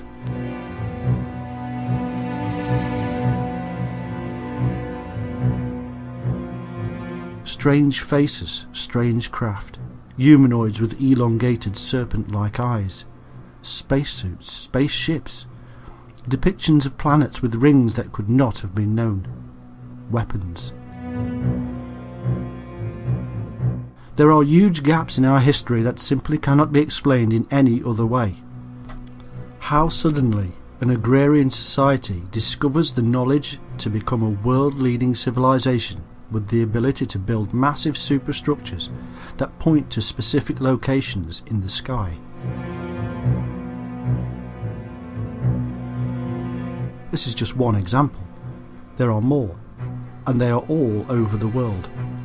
If mankind was creating some kind of lie about his origins, then he was doing so on a grand scale, and our modern historians are ignoring their ancestors' explanations that aliens came, took control, and took over our minds.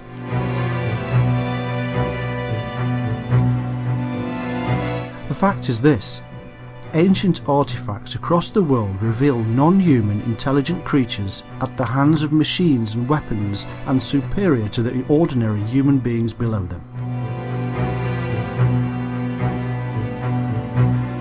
Historians know this, and yet they themselves create fanciful explanations that simply do not explain this whole story. Align the texts with the artifacts, and add into this the altered states humans experience, and we have but one conclusion. We were invaded, and we are right now, to this very day, being controlled by descendants of the invaders.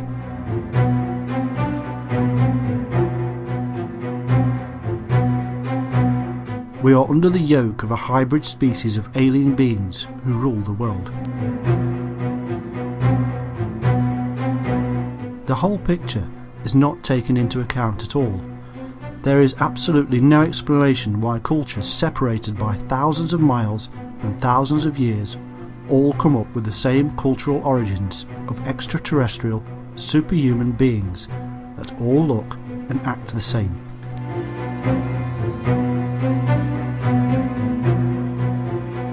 Beings from another reality, super weapons, superpowers, the ability to change shape, the serpentine reptilian appearance, the creation of civilization, the teaching of humanity, the erection of huge structures, the sudden knowledge of mankind, the forming of religions with deities and divine beings, and the forming of a line of special hybrid kings and queens.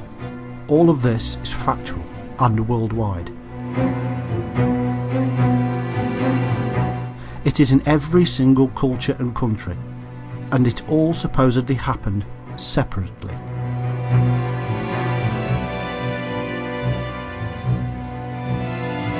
The truth is that these early historians were recording history, not creating myths. And so, as time passed, mankind continued to do the bidding of the masters. They went to the temple or church and worshipped the ancient aliens depicted in light as great benefactors of humanity.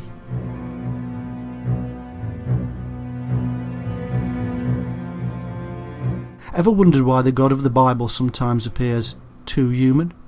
Why he is a jealous God? Why he is lonely? Why he wipes out entire armies with his super weapons? The answer is simple. The gods of ancient times were all those things. They too have jealousy, hatred, love, compassion, because they too evolved in the universe like us.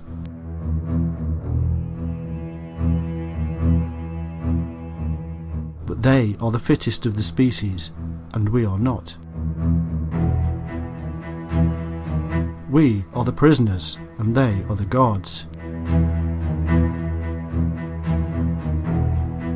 Now you know the answer to that question of why God does the things he does, if he truly is a loving God.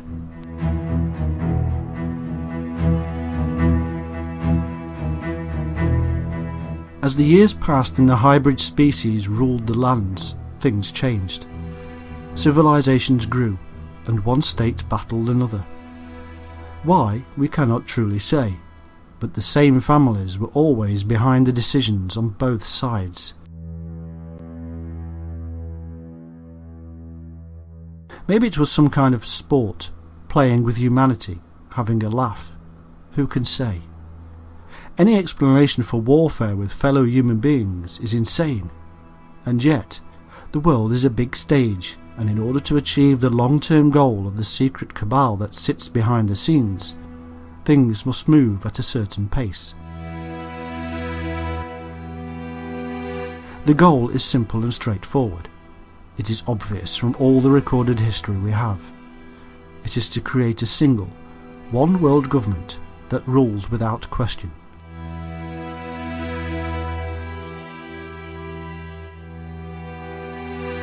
History reveals that the thousands of different states and countries have taken time to form together into ever increasingly larger states and countries or groups, European unions, federations, African unions and more. It has taken the threat of more warfare and bloodshed to overcome the darker elements of our own psychologies to get to this state. The fear of more death is a strong force.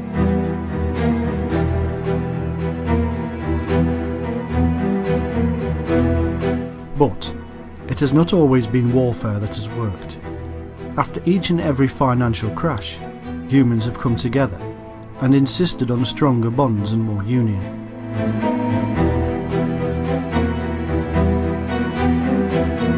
All of this centralises the power even more into one place.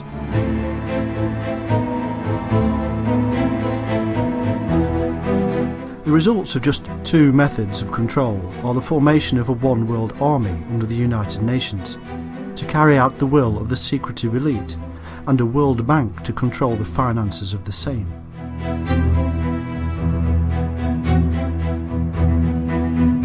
Such power is wielded here that nobody dare rise against it. And all along, the same families are behind the entire scheme. The same families that sit on thrones in glorious palaces, and are still worshipped as gods, and are still given authority by the created religions. These are the same families that the fleeting politicians, who only have a set amount of time in office, court.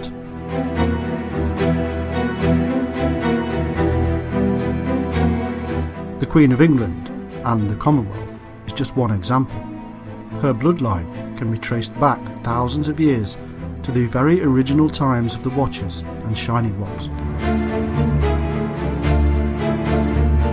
Her bloodline is special because it is a hybrid bloodline, carefully monitored and interbred with members of the same hybrid descendants to this day. Every week, the elected Prime Minister of the nation must go and hold a secret meeting with the monarch to pass on information, take advice, and discuss the work of the Secret Service. Nothing can happen without royal assent. She is the richest person on the planet, with more accumulated wealth than even Apple.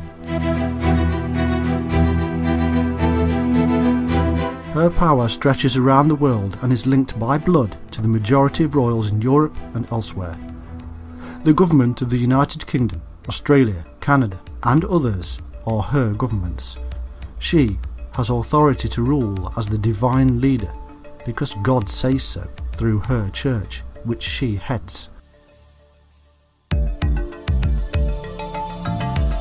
All of this is very simple to prove and reveal. What is not so simple, but nevertheless true, is that the hidden governments of so-called republics are themselves led by the same elite bloodlines.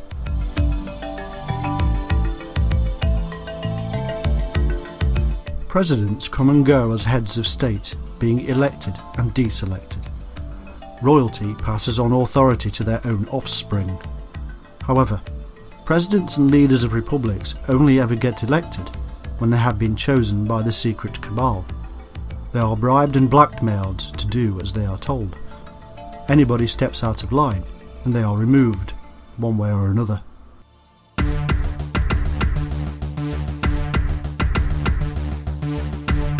The real governments are the civil servants who work behind the scenes advising so-called elected members. These are permanent members of the government, and these are almost always following in their parents' footsteps. They go to the same universities where they are monitored, manipulated and controlled. They become part of the elite. They join secret societies where they are made to feel special, chosen, powerful. And they do their master's bidding.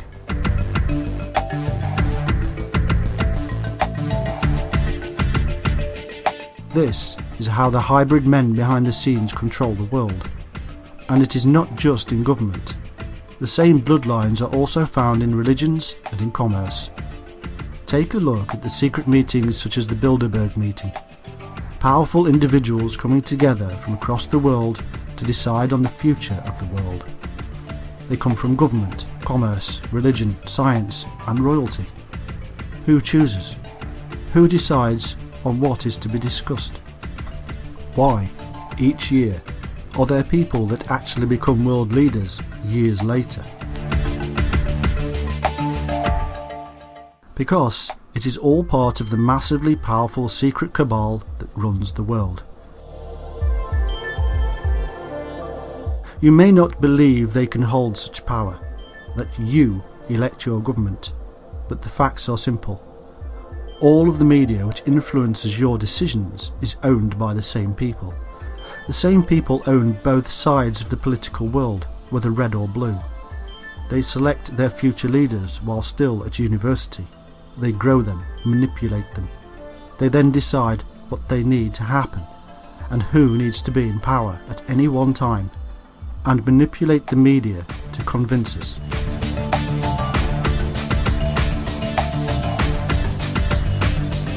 Ever watched the news and screamed at it because you know that they are not telling you the whole truth? Why are we being so calm about immigration, you may shout? Why are we not invading the Middle East and stopping all the nonsense? Why do we let China get away with massive human rights crimes? The list is endless, but the answer is the same. The news channels are controlled by the elite.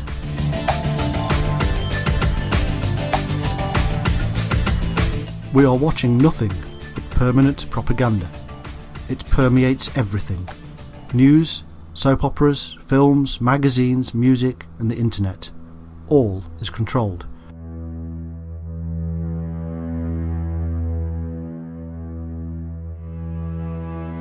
In ancient Egypt, the pharaohs created grand works to keep the massive populations controlled and busy. They knew that a bored mind wanders, and they simply did not want their people to wander and wonder too much. The same is true today. In the times before ordinary humans could read, the Christians placed stained-glass windows and murals in their churches to show the people what they needed to believe in. Using repetitive chants and songs, they rammed the message home. The same is true today. Pretty films and games entertain us, but also subtly manipulate our minds into believing what they want us to believe. We all know this to be true. Look back at the films created during and after the Second World War, and it is now blatantly obvious that these were propaganda films. In the 1950s and 60s, more German-friendly films were made to slowly adjust us back again. They even gave Elvis a few German lines to sing in order to soften us back up again, against the hatred they had previously inspired.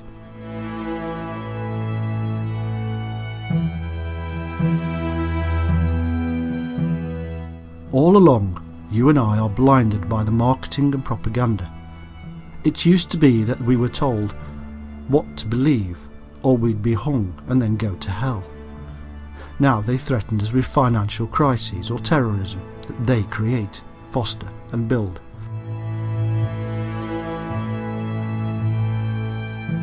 The Middle East is a perfect example because it is a playground to be used by the secret cabal to control world events. It has been for a very long time. The infamous hero Lawrence of Arabia was murdered by the Secret Service because he knew and was going to reveal it to the world.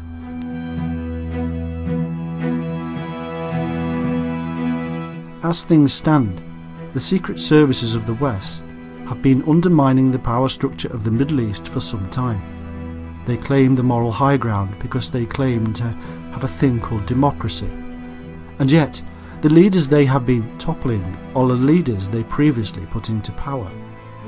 What they have been doing is dividing nations, creating threatening factions that war against each other and us. This works beautifully on many levels. It sells more arms. It creates a scared public who look at terrorists as a threat and not their own government. That's an ancient tactic. It weakens all the countries involved, allowing the glorious West to come in and save the day, set up their own puppet governments, and insist that yet more union is required.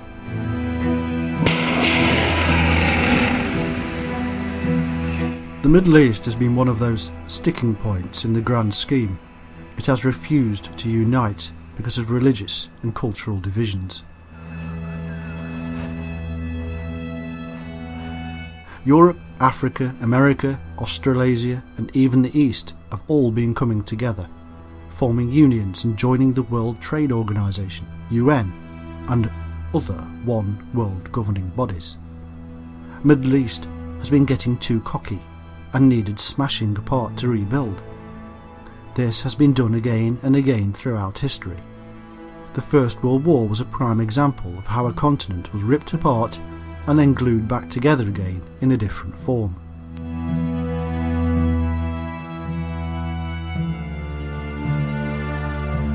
What disappeared were the royals who refused to toe the line, and several countries reformed. A League of Nations emerged as a precursor of the United Nations, and part of the One World War Revolution was complete.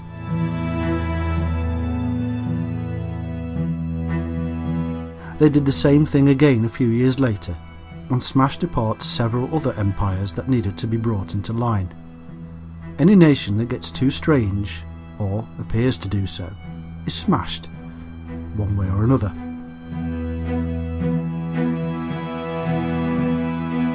Strength and prosperity is therefore seen only by joining with the one.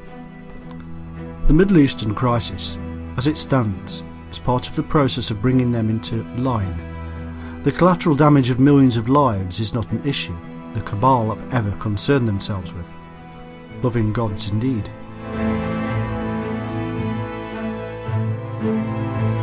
But despair not, for there is actually more to the story. Although we cannot see the entities we are describing without altering our vision, they are there, and there are opposing forces at work.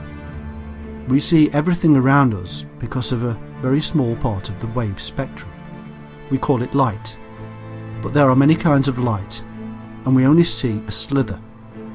Outside of that minor part of the spectrum, there are other things we cannot see. Over thousands of years, there have been millions of people that have seen beyond our normal spectrum, and they have witnessed these other beings. One large group who did so were the ancient shaman.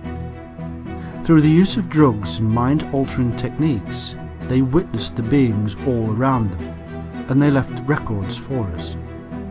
To simplify, what they told us was that there were good beings and bad beings, and one side waged against the other.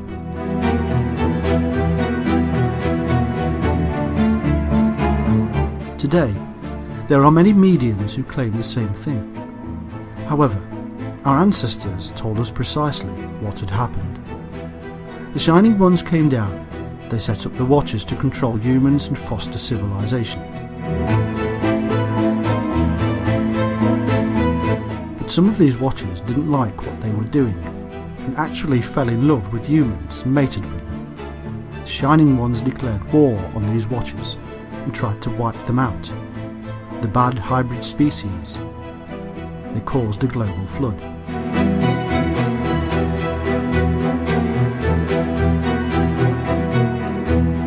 Ever since then, the angels have done battle with the demons, the bad with the good. And we have often witnessed these things, painted them, drawn them, and written down records.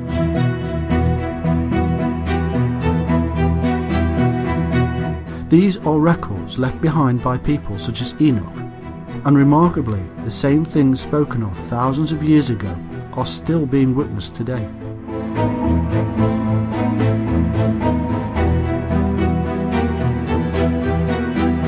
Benevolent beings saving humans from disaster, battles in the sky, a war between those that would control us and those that would set us free.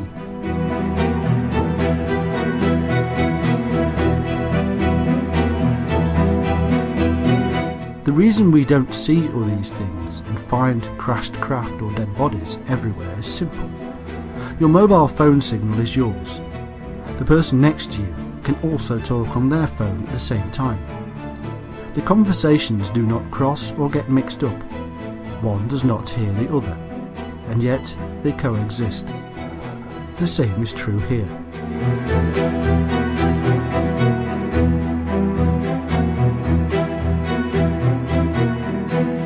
What mystics are seeing are beings of different light in a different dimension.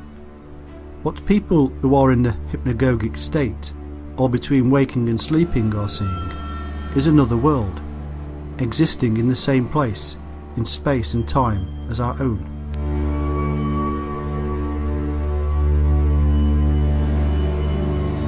One is attempting to control the other, and very often steps across the boundary.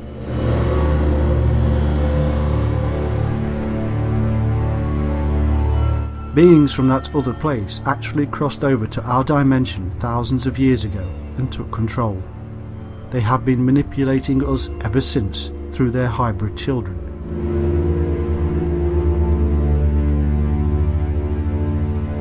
The jealousy of the god was that he wanted control and would never relinquish it.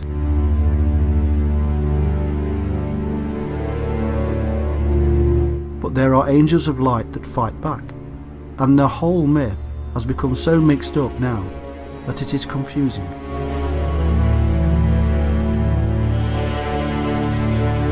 The Freemasons are accused of worshipping the devil because they actually hold Lucifer in high esteem. Lucifer means light, not darkness.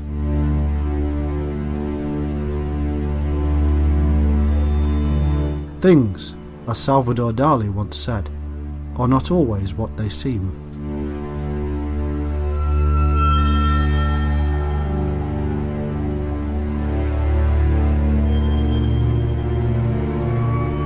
But the big question is this: why? What do these beings need so much that they need to control us, to cause division, hatred.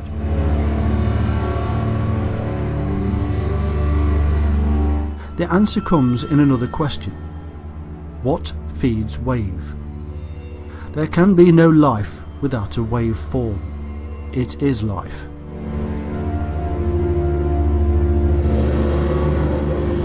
When a wave stops, so does life.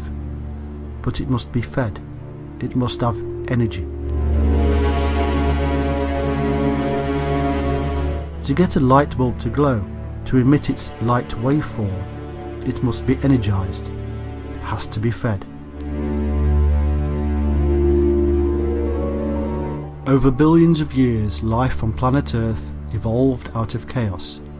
There were volcanoes, earthquakes, storms, and eventually it all settled down after having created the optimum place for life to exist.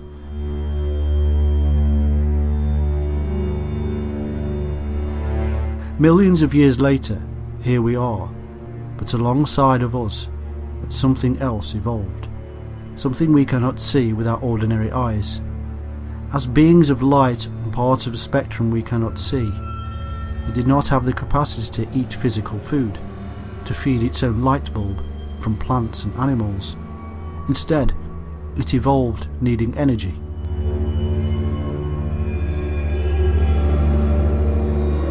We feed these entities with our hatred, greed, and desires.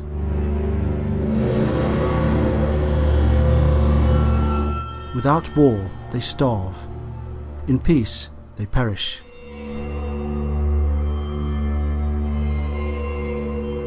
This is why the old hag of our dreams paralyzes us, because she is sapping our energy of fear.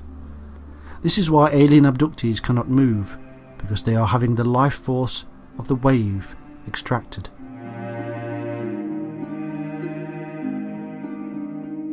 This is why we humans are constantly manipulated to battle and hate each other. We are creating food for the demons of the other world, and we must stop.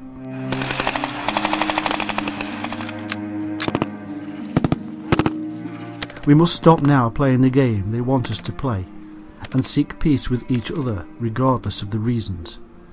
The reasons for our hatred are those created by the elite secret cabal in order to create hatred. Hatred of one religion or another is a prime example. There are no religions. They are created. They are imaginary. The differences between humans and their religions is a farce, and yet it has been used to foster huge hatred energy.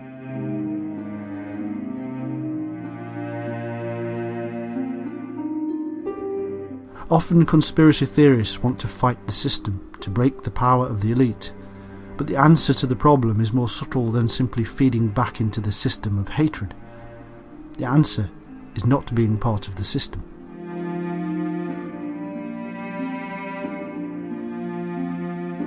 The system is very simple and yet hard to see. It involves every element of our lives. What we eat is controlled. We are told what to eat, when and where to eat it. The food itself is often garbage. We are guinea pigs on a massive meat-eating locust machine. We buy a hot dog because we've seen the stars eat them in the movies, and it's somehow cool. That hot dog is made up of the leftovers of several different animals swept up off the floor, turned into a watery pulp, and ejected into a plastic bag. It's carcinogenic. It causes cancer.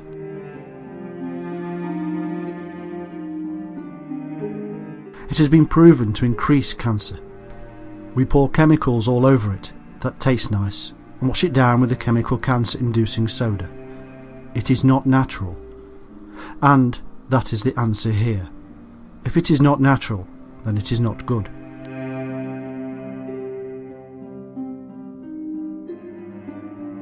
If man has had his hand in it, then watch out. It's part of the system.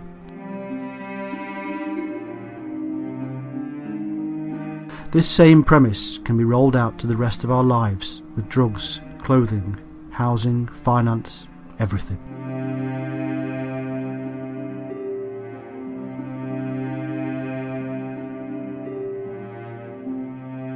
Almost everything is part of the system, feeding the system. Stepping out of the system and peacefully going back into nature takes us back to a time when our history reveals we were a peaceful species before they came and revealed themselves to us.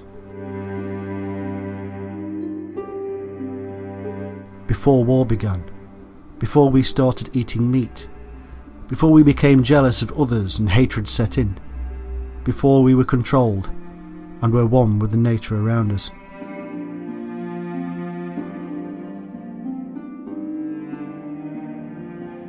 Salvador Dali was a unique artist. He saw reality in a different way to the rest of us and mocked the system. He bent reality, and to us it appears strange, but to him it was reality.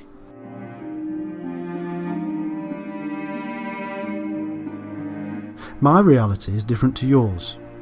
Even further away is the reality of my dog to my own, and even further still is the reality of an ant or a bee or a fish, and yet we all coexist. What is it then that causes me to hate members of my own species? It is not reality I should wish for, and it is created within us by the elite cabal.